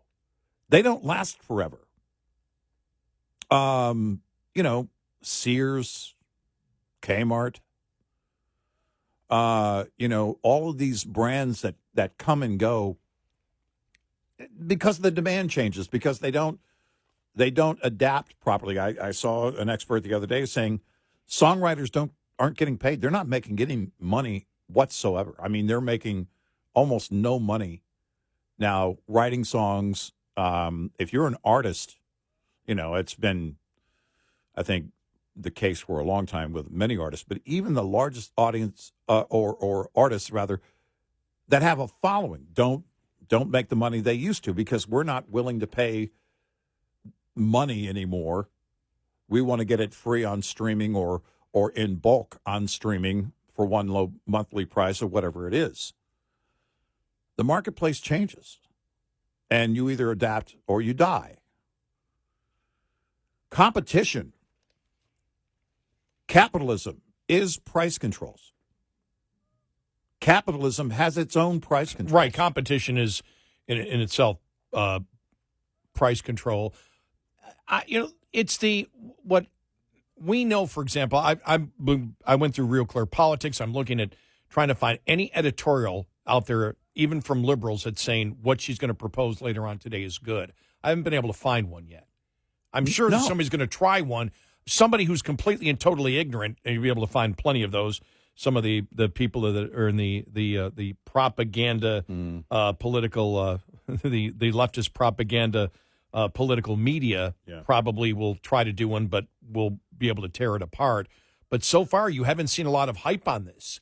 You've seen she's going to do it, but you haven't seen. I'm looking right now at Real Clear Politics. There's not one editorial that says what a great, and Real Clear Politics lists so many different editorials there. Mm-hmm. I can't find one that says it's about time we had price controls. Yeah, right. And I think, who was it that we played earlier that said even Paul Schellenberger. Even Paul Krugman looks at this and says, and he's a wacko. Yeah. He's a wacko leftist when it comes to economic ideas. Even he agrees that price controls are bad. So it's really interesting. We know what it is. It's simply a blame game. They're not going to be able to get this done. The last thing now, after we have seen and the Supreme Court decision saying, listen, bureaucracies cannot just come out and state, these agencies cannot just come out and state, well, Congress gave us the authority to do whatever we want, because unless Congress gives you the specific authority to do it, you can't do it. This seems primed for one of those, to go right back to where the left wants, that the bureaucrats can decide what to do on things like pollution and climate change. And the Supreme Court has said, no, you can't unless Congress explicitly tells you. There's no way Congress is going to write a bill that says that the FTC can do whatever they want, whatever their metrics are. They can just say, okay, fine, you need to tell Kroger or Wegmans or Tops, or just throwing out some of the H-E-B, Piggly Wiggly, Albertsons, what they can sell for bread, Target, Walmart, whatever. What the cap is on bread. It's not going to happen, right? Because as we know, there are no direct parameters, and even the Elizabeth Warren law says you cannot basically gouge if there are, basically an emergency or extenuating circumstances. Well, they can't list what it is now, because there is no, as we know, in groceries right now, groceries, after skyrocketing, have sort of leveled off their inflation rate. You can't make the case that they're making too many profits, because it's one of the lowest profit margins of any industry in the United States. Well, what about the situation with the farmed chickens with eggs, when eggs went up to, I think it was $1,400 for a dozen, whatever it was. Remember when they skyrocketed? Yeah, and it was killing off those conditions right there. That would have killed the egg industry. You can't charge more because of this. What about fuel costs? Fuel costs, the transportation of everything. We heard from a truck driver earlier. You and I in this program have a long-running, familiar relationship with the trucking industry. It's very basic economics. Everything moves on a truck. Eventually, it's going to be, whether it's the last mile to your door or it's on a long-haul situation across country, it's going to be on a truck.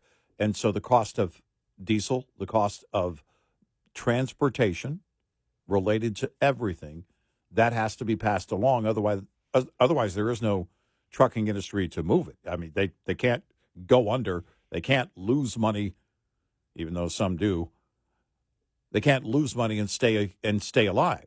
Eventually, one of two things happens. They have to raise those costs. They have to pass those along to the shippers and receivers, the people who ship the stuff, and those who take that at the receiving end at the warehouses and then bring it to our door or the shelf. That's the way it works. So how do you gauge that? How do you monitor that? How do you control those costs all along the way? The answer is you can't, because they're going to fluctuate. Here's another thing. Prices are going to go up from where they are right now. Best case scenario, 2% each year. Best case scenario. So then what do you try and do? Well, we'll do it based on like the Social Security COLA, cost of living allowance. We'll do it based on the average inflation for the year, and then we'll allow you to raise it that much per year. There's no way to do that, because every industry is different.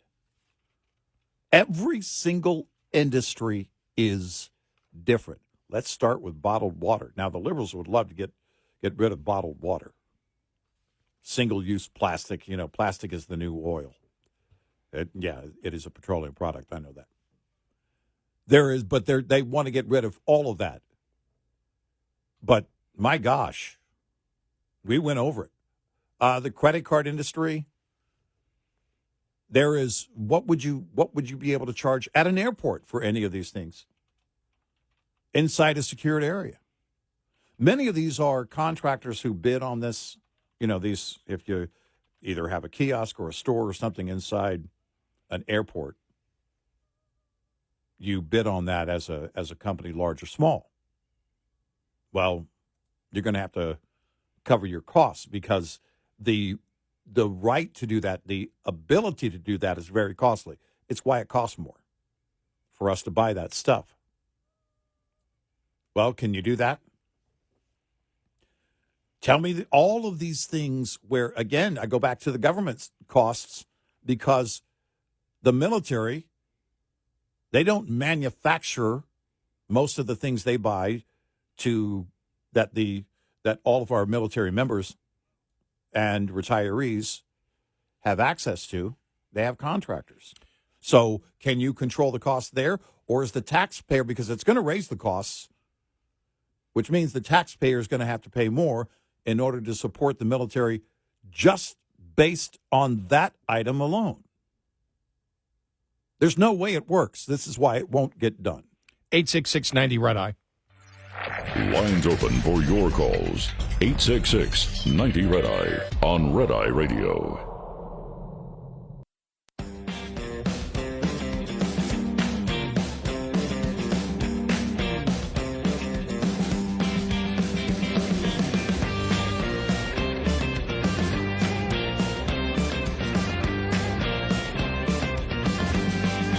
It's Red Eye Radio. He is Eric Harley, and I'm Gary McNamara. So I don't think the price control argument, which they've used before. I mean, Biden was using it consistently throughout the last couple of years. It hasn't worked. It didn't help him at all. No, I don't think it's going to help.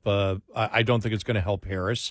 I understand why it's where they're going because they don't have any policies to promote. So what you promote is we're going to give you everything. Yeah. But if you look at it, housing and food or something are the necessities people have. So her talking about price controls on food, it's not going to happen. And $25,000 the government going to give homeowners, that's not going to happen either. Nope. And both would hurt the economy. Yeah. Yeah. And both, for example, if you look at the $25,000, it's funny that Democrats always talk about, well, we're going to subsidize an industry to make it cheaper, and it becomes more expensive, and they're always surprised by it. And that's what would happen in housing. Right. Housing costs would go up. Yep.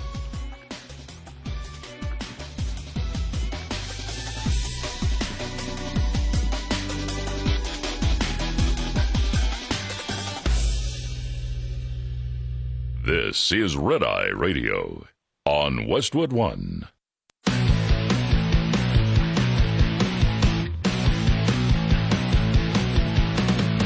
Now, it's Red Eye Radio. Gary McNamara and Eric Harley talk about everything from politics to social issues and news of the day.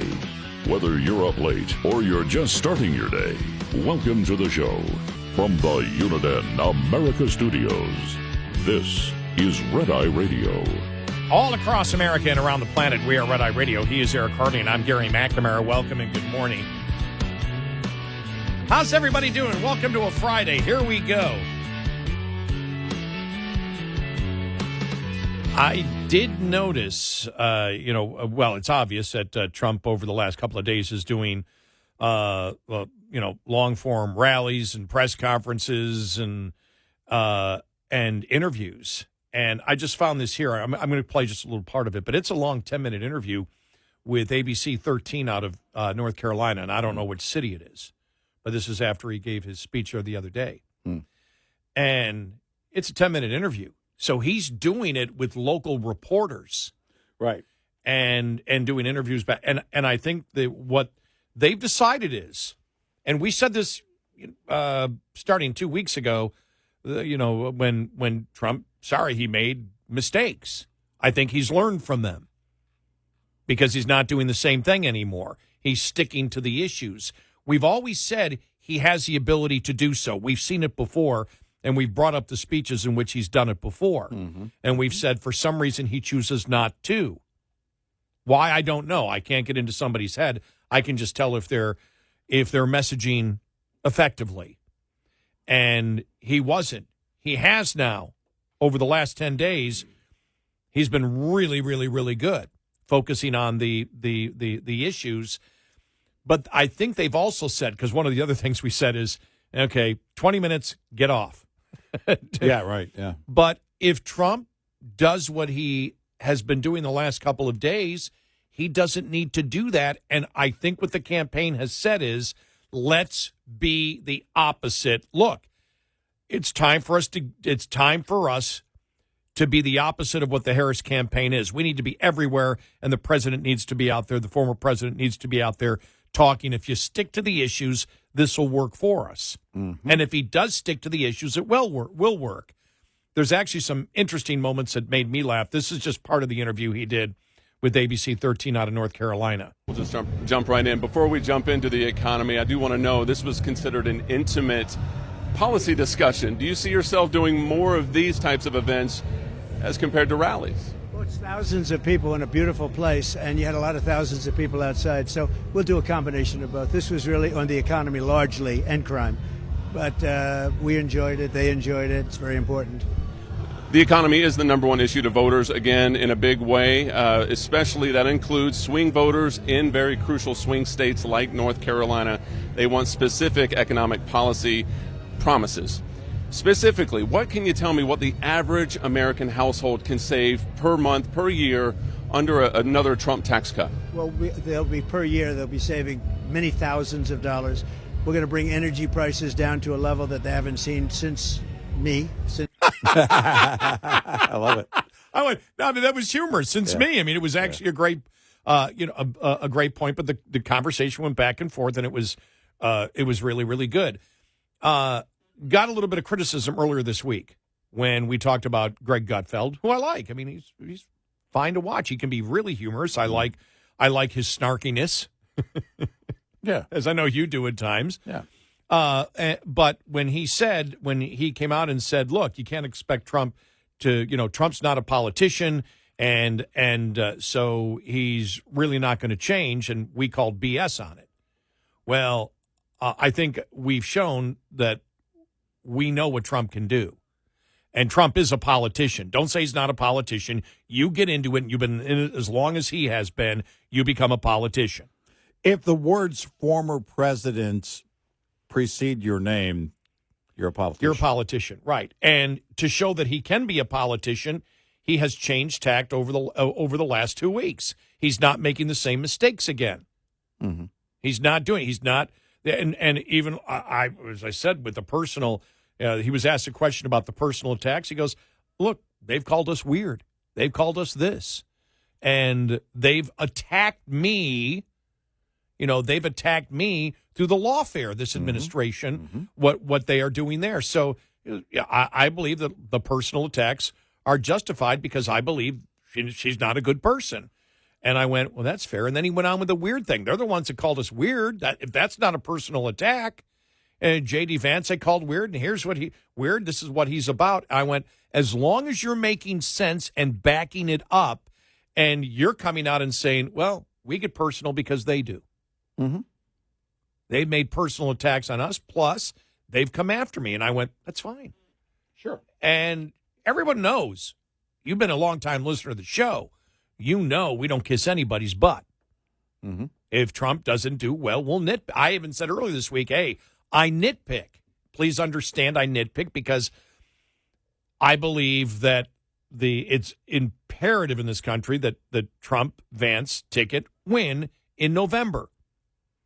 And I'm voting for the first time ever in my life for a presidential candidate, not on the day-to-day domestic or even international issues, but on a political, but against a political party that is completely against the Constitution, is against the First Amendment, is against the Second Amendment, is against the basic infrastructure of how the country is set up with the Senate and the Electoral College, and that. the party that wishes to have lawfare, to turn the country into a banana republic and go after, with bogus criminal charges, the political opposition, while not doing it to the political candidates that they support. That's why I'm voting. I'm voting for the party that has more of a sane economic plan. And from seeing what he did in office, I agreed probably. I'm glad he didn't do some things that he said he was going to do and switch gears, for example, on tariffs and on NAFTA. Mm-hmm. Now, he sold that, NAFTA was completely changed, and his followers at that time went, rah, rah, rah. He really didn't change NAFTA much at all. Mm-hmm. It didn't change. But I was happy with that. Yeah, I think NAFTA goes too far in places. I would even be for more free trade, but it's okay. It's much better than what we see coming, which, hey, with Harris tomorrow, I'm not part of the Washington Post, but there it is, the opinion Washington Post from one of their economic writers, Catherine Rampell. When your opponent calls you a communist, maybe don't propose price controls, which is communism. Exactly. I mean, it's just exactly. And so the left has gone so far. And I said it earlier. Trump was not my number one candidate for this election. J.D. Vance was not my number one choice for vice president. I think right now, where we are right now and everything that has happened, they are. I think that the lawfare against Trump has motivated a ton of people against the Democratic Party. You wouldn't have had that if it was DeSantis. There was a monumental political shift between the day that Trump announced he was running again and January of this year. Monumental shift in Trump's favor. Yeah. Yep. I mean, from his own party, from rank and file and other people in his party. And I mean that also aside from a typical primary or pre-primary season. There's a reason why you don't hear them call him a felon much, because it wasn't working. Didn't work. It didn't work. That's think about this. In American political history, a politician that's been convicted on numerous felonies, they're done. Why isn't Trump done?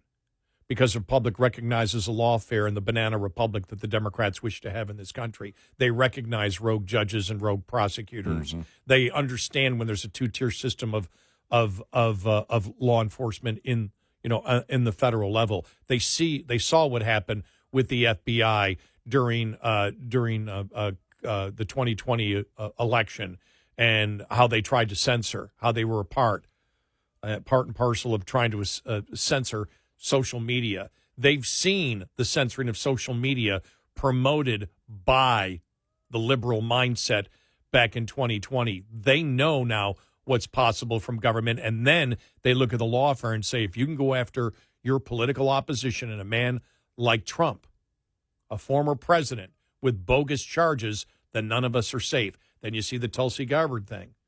Yep. That happened too. Yep. And it's like, and the weaponization of government, mm-hmm. and the FBI sitting in school parking lots, taking down the license plate numbers of parents because they're furious because there was a sexual assault of a transgender from a transgender to a girl in a restroom, and the parents are furious about it, and the Democratic Party wishes to call them domestic terrorists. Right. That's why. That's why I'm voting in this election. I said when Trump gets elected, we're going to have differences like we had last time in economic policy, whatever Republican it is. We talked about, price controls and said, yeah, but you've got Republicans that are wishing now, the populist part of the Republican Party that wishes price controls. Josh Hawley's all over that kind of stuff. Yep. Josh Hawley's all over demonizing corporations. Mm-hmm. Josh Hawley is great when it comes to transparency in government, and some of his things in Congress are wonderful. The other thing, you and I during the break were trying to figure out the other thing other than credit card price controls it was on free political speech for corporations. Oh yeah. That's what the other thing was, and we were like, well, whoa. And I don't care. You can't, when you're promoting either of those ideas, you can't call yourself a conservative. No, Josh Hawley, on those issues he can. Josh Hawley is basically, we've gone too far. Corporations shouldn't have free speech rights. Wrong. Unions should, other groups should have, but I just want to focus on corporations that they shouldn't. Right. Stop it. I mean, don't sit there and try to hide conservatism with whacked out liberal leftism and the denial of free speech to certain groups that you don't particularly like. But Josh Hawley is, I think, if let loose, if he saw that he could get more of a traction on it, would even be more anti-corporations. Corporations are not the problem in the United States. Right. Well, what's next? You're going to ask for a corporate tax rate back above 35%? Well, he said that too. Did he say that? Oh, okay. Was he the one that? He doesn't. I know another Republican said that. Well, who was it who said that the biggest mistake? What Republican said the biggest mistake that Trump made was lowering corporate taxes? Wasn't that Hawley? But it was Hawley who said that. I don't know if it was Hawley or somebody else. I thought it was somebody else, but it may have been. Yeah. But people perceive him as the ultimate conservative. Yeah. He's not in economics. Right. No. And so we'll see if he criticizes the price controls which aren't going to happen, that Harris wishes to put on food. Mm-hmm. So the problem is when it comes to the liberalism that's, I think, probably under the umbrella of populism, but it's actually liberalist socialism / communism of price controls, has found more of a foothold in the Republican Party from people like Hawley that people consider to be a conservative. Right. And in economics, he's not. No. Nope.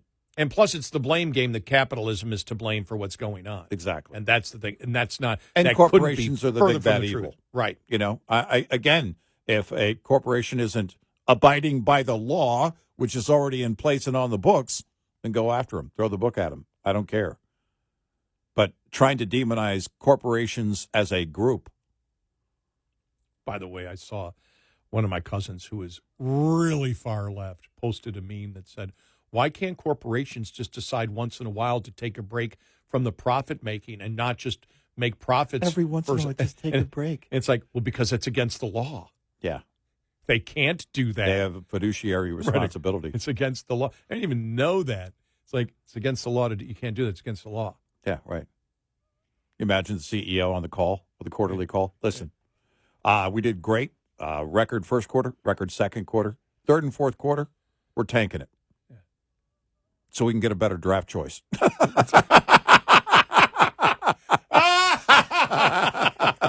I like that. Yeah, so but I'm for the Republican Party and Trump because I think he understands, he of anybody understands that the government cannot be an authoritarian government because he's been the victim of an authoritarian government, which is the narrative, and put into action by the Democrats. Mm-hmm. So when Democrats call him the authoritarian, that's why I want Trump in office. That's why I believe he is with J.D. Vance, because J.D. Vance has shown me stuff I didn't know he had. Mm-hmm.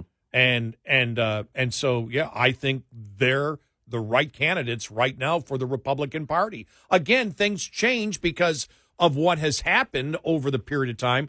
You know, the whoever thought we would be in this place right now.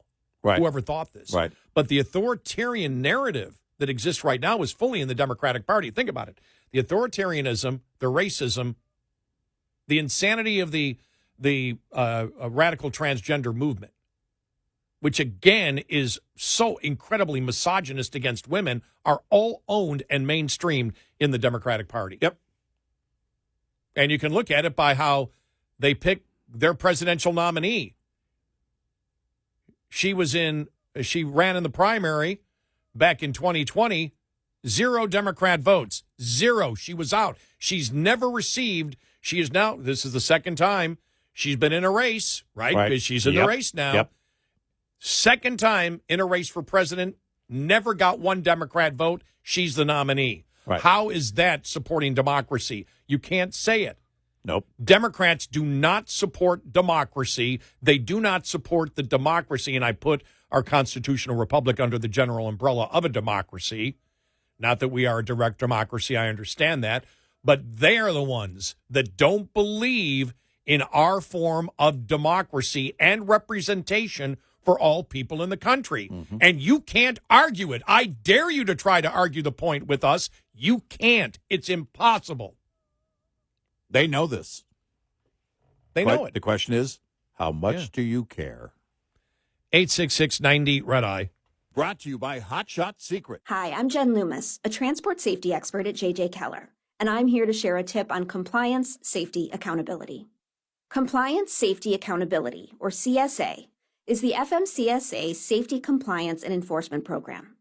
Its goal is to hold motor carriers and drivers accountable for highway safety and to reduce crashes, injuries, and fatalities on our roads. CSA does this by assessing the safety performance of motor carriers and drivers based on data collected during roadside inspections, crash reports, and FMCSA investigations. Based on the data that is compiled, motor carriers are assigned a score. The carrier is then grouped with other carriers who have had a similar number of safety events. Carrier scores within the group are then ranked to determine intervention priority. Low scores are better, so carriers with the highest scores are those that are most likely to be targeted for intervention by the FMCSA. Interventions range in severity and may include warning letters, roadside, off-site, or on-site inspections, civil penalties, or operation out-of-service orders. This tip was brought to you by J.J. Keller and Associates. Visit us at jjkeller.com. Lines open for your calls. 866-90-RED-EYE on Red Eye Radio.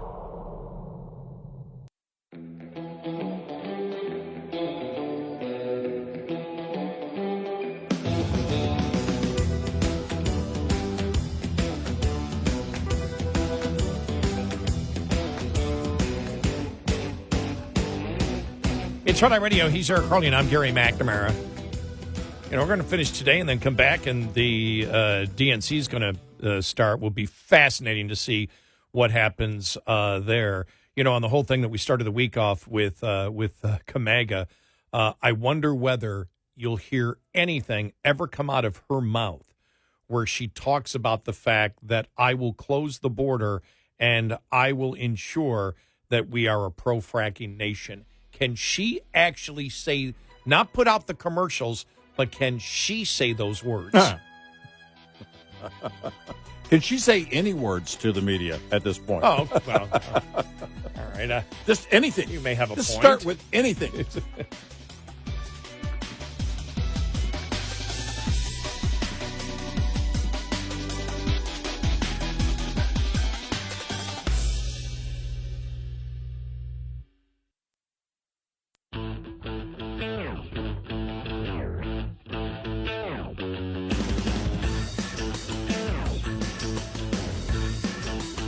You're listening to Red Eye Radio from the Uniden America Studios.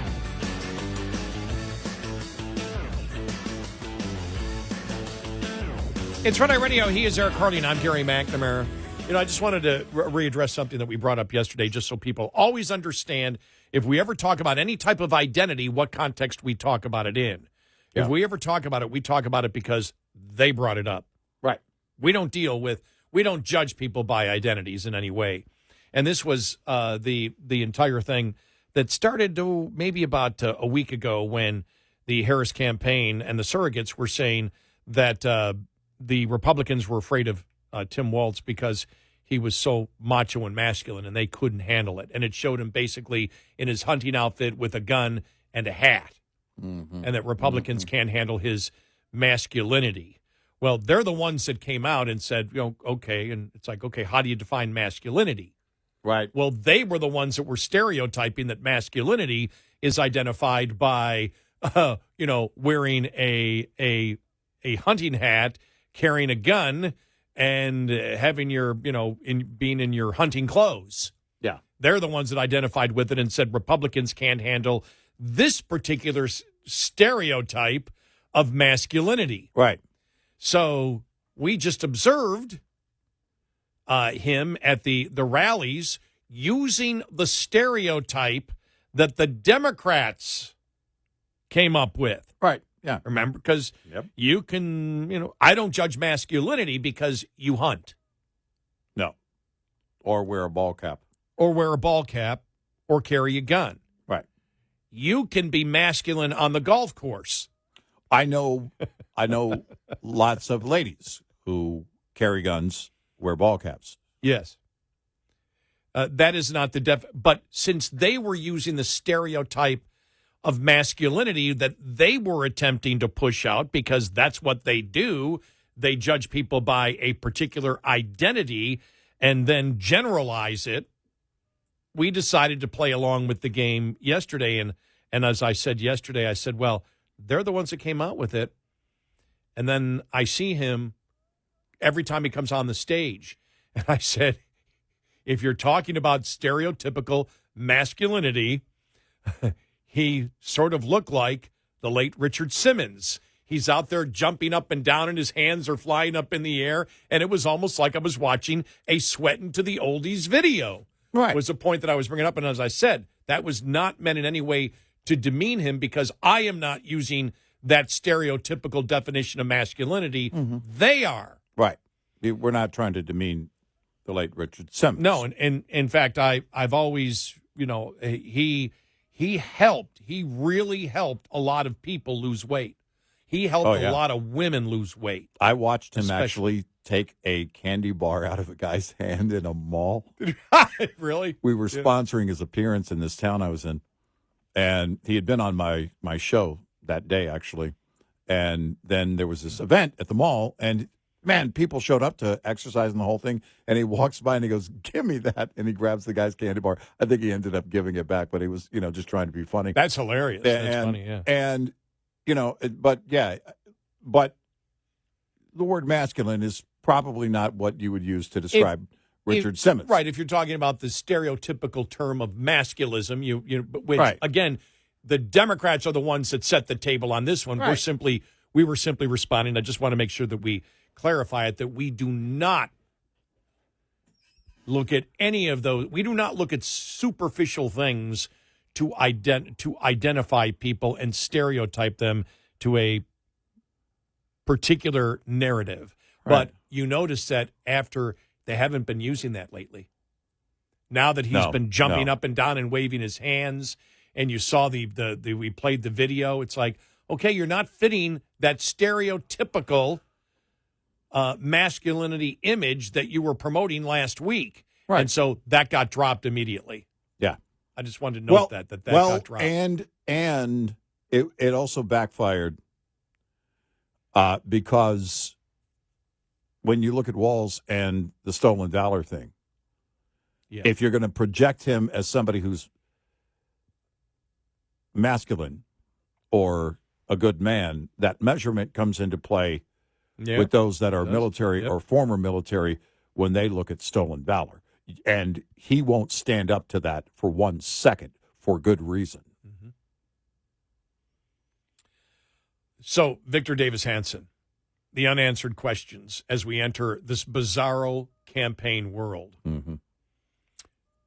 How can Kamala Harris merely promise us fixes to come in 2025 for inflation and an open border when she is still vice president for another 6 months? Why can't she enact her proposed solutions to these problems, which she helped create right now? Would the media prefer to help her win but lose further credibility themselves by failing to ask why she has disowned her last 3 decades of leftist agendas, or to reclaim some of their reputations and thereby risk her losing? Does the left appreciate the new campaign and election protocols it has now established? That is to say, cancel by fiat their virtual nominee 4 months before an election when he sinks in the polls, nullify the outcome of a year of primaries and the will of 14 million voters, threaten a sitting president with removal by the 25th Amendment process unless he steps aside as the party nominee, anoint a replacement nominee before the convention without a single primary, and then prevent any rival candidates from challenging her. After the precedents of 2020 and 2024, is the future orthodox protocol for any Democratic nominee now to avoid all interviews or press conferences and stick to teleprompted speeches and scripted responses only? Is the fear that a transparent progressive messenger with an overt and honest left-wing message will double down on it and thus guarantee defeat? For the next 80 days, has the chameleon-like, I can say it now, Kamala Harris now become, okay, let me just read it the way he writes it. Okay, well, fine. Because there it is. He's using what we've said. For the next 80 days, has the chameleon-like Kamala Harris now become a temporary MAGA candidate? As she copies Trump's positions with border securities to no taxes with tips, does the media care to ask the new 80-day MAGA Harris why she has renounced many of her once passionate beliefs? If Democratic presidential reelection candidate Joe Biden was pronounced fit as a fiddle before June 27th, but after July 21st was abruptly forced off the ticket as too debilitated to continue as his party's nominee, what exactly is his status now? Yeah.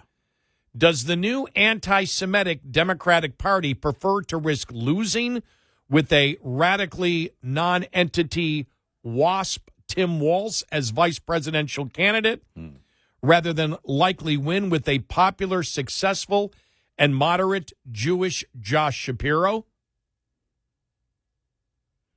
If one vice presidential candidate went to a war zone to serve with his deployed unit, while his counterpart preferred to retire from the military to avoid doing the same and lies about his abdication, how can the media credibly assert that the former's tour was military suspect and yet pronounce the latter's absence as heroic? Wow. Yeah, I love that. If the current president canceled his reelection bid because he was too debilitated and unpopular and is now rarely seen or heard, and if the vice president is out of Washington running a campaign in his place but avoiding all press conferences, interviews, and unscripted addresses, who exactly, if anyone, is running the United States for the next 6 months of the lame duck Biden-Harris administration?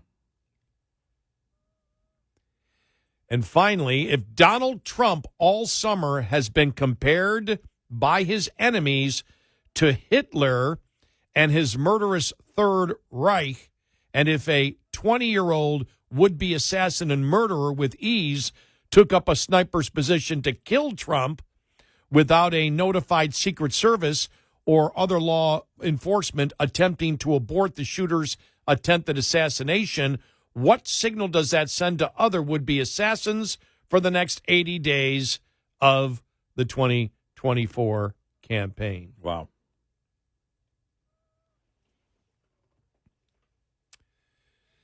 There you go. Questions to be at, which the media won't consider them. No, as we know. of course. It's just interesting to bring up.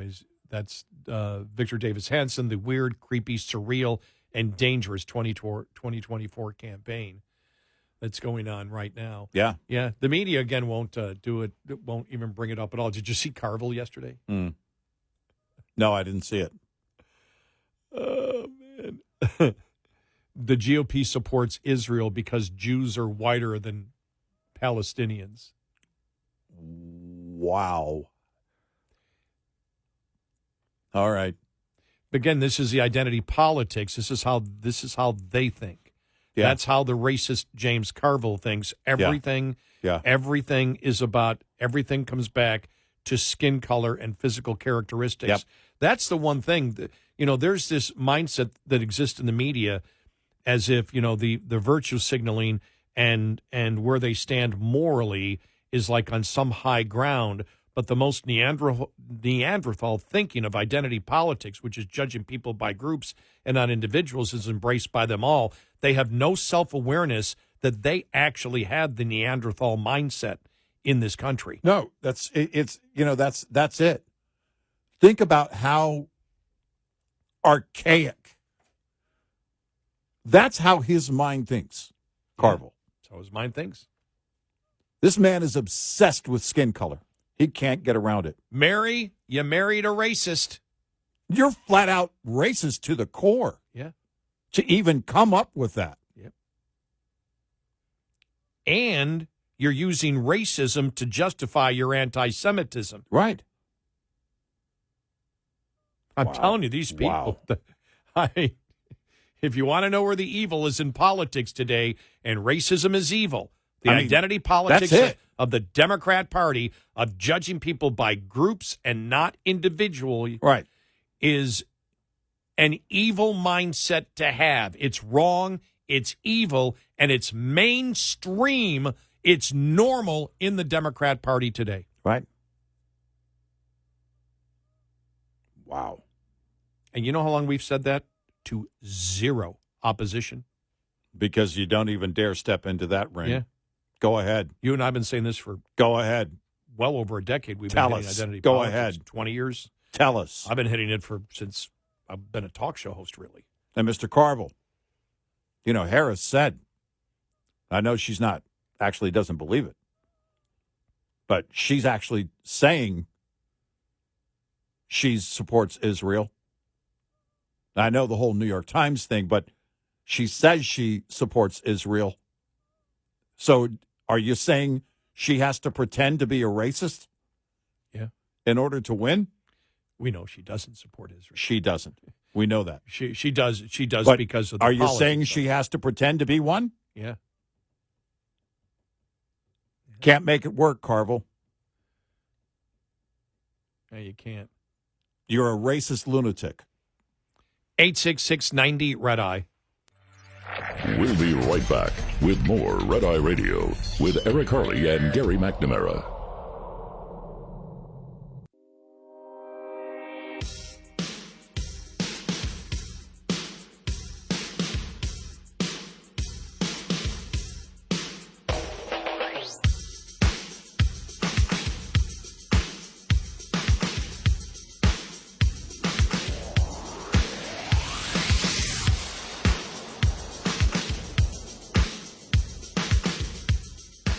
It's Red Eye Radio. He is Eric Harley, and I'm Gary McNamara.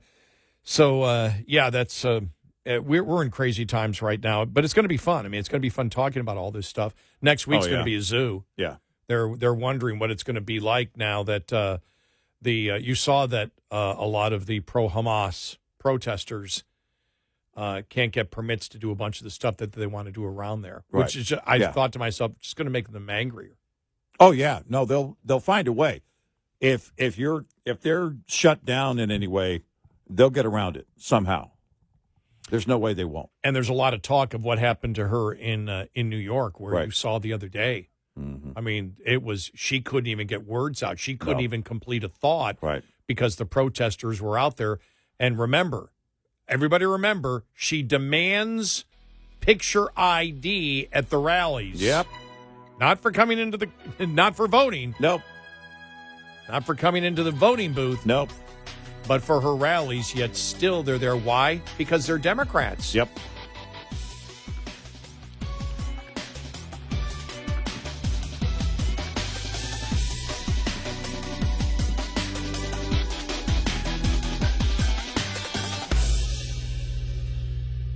This is Red Eye Radio on Westwood One.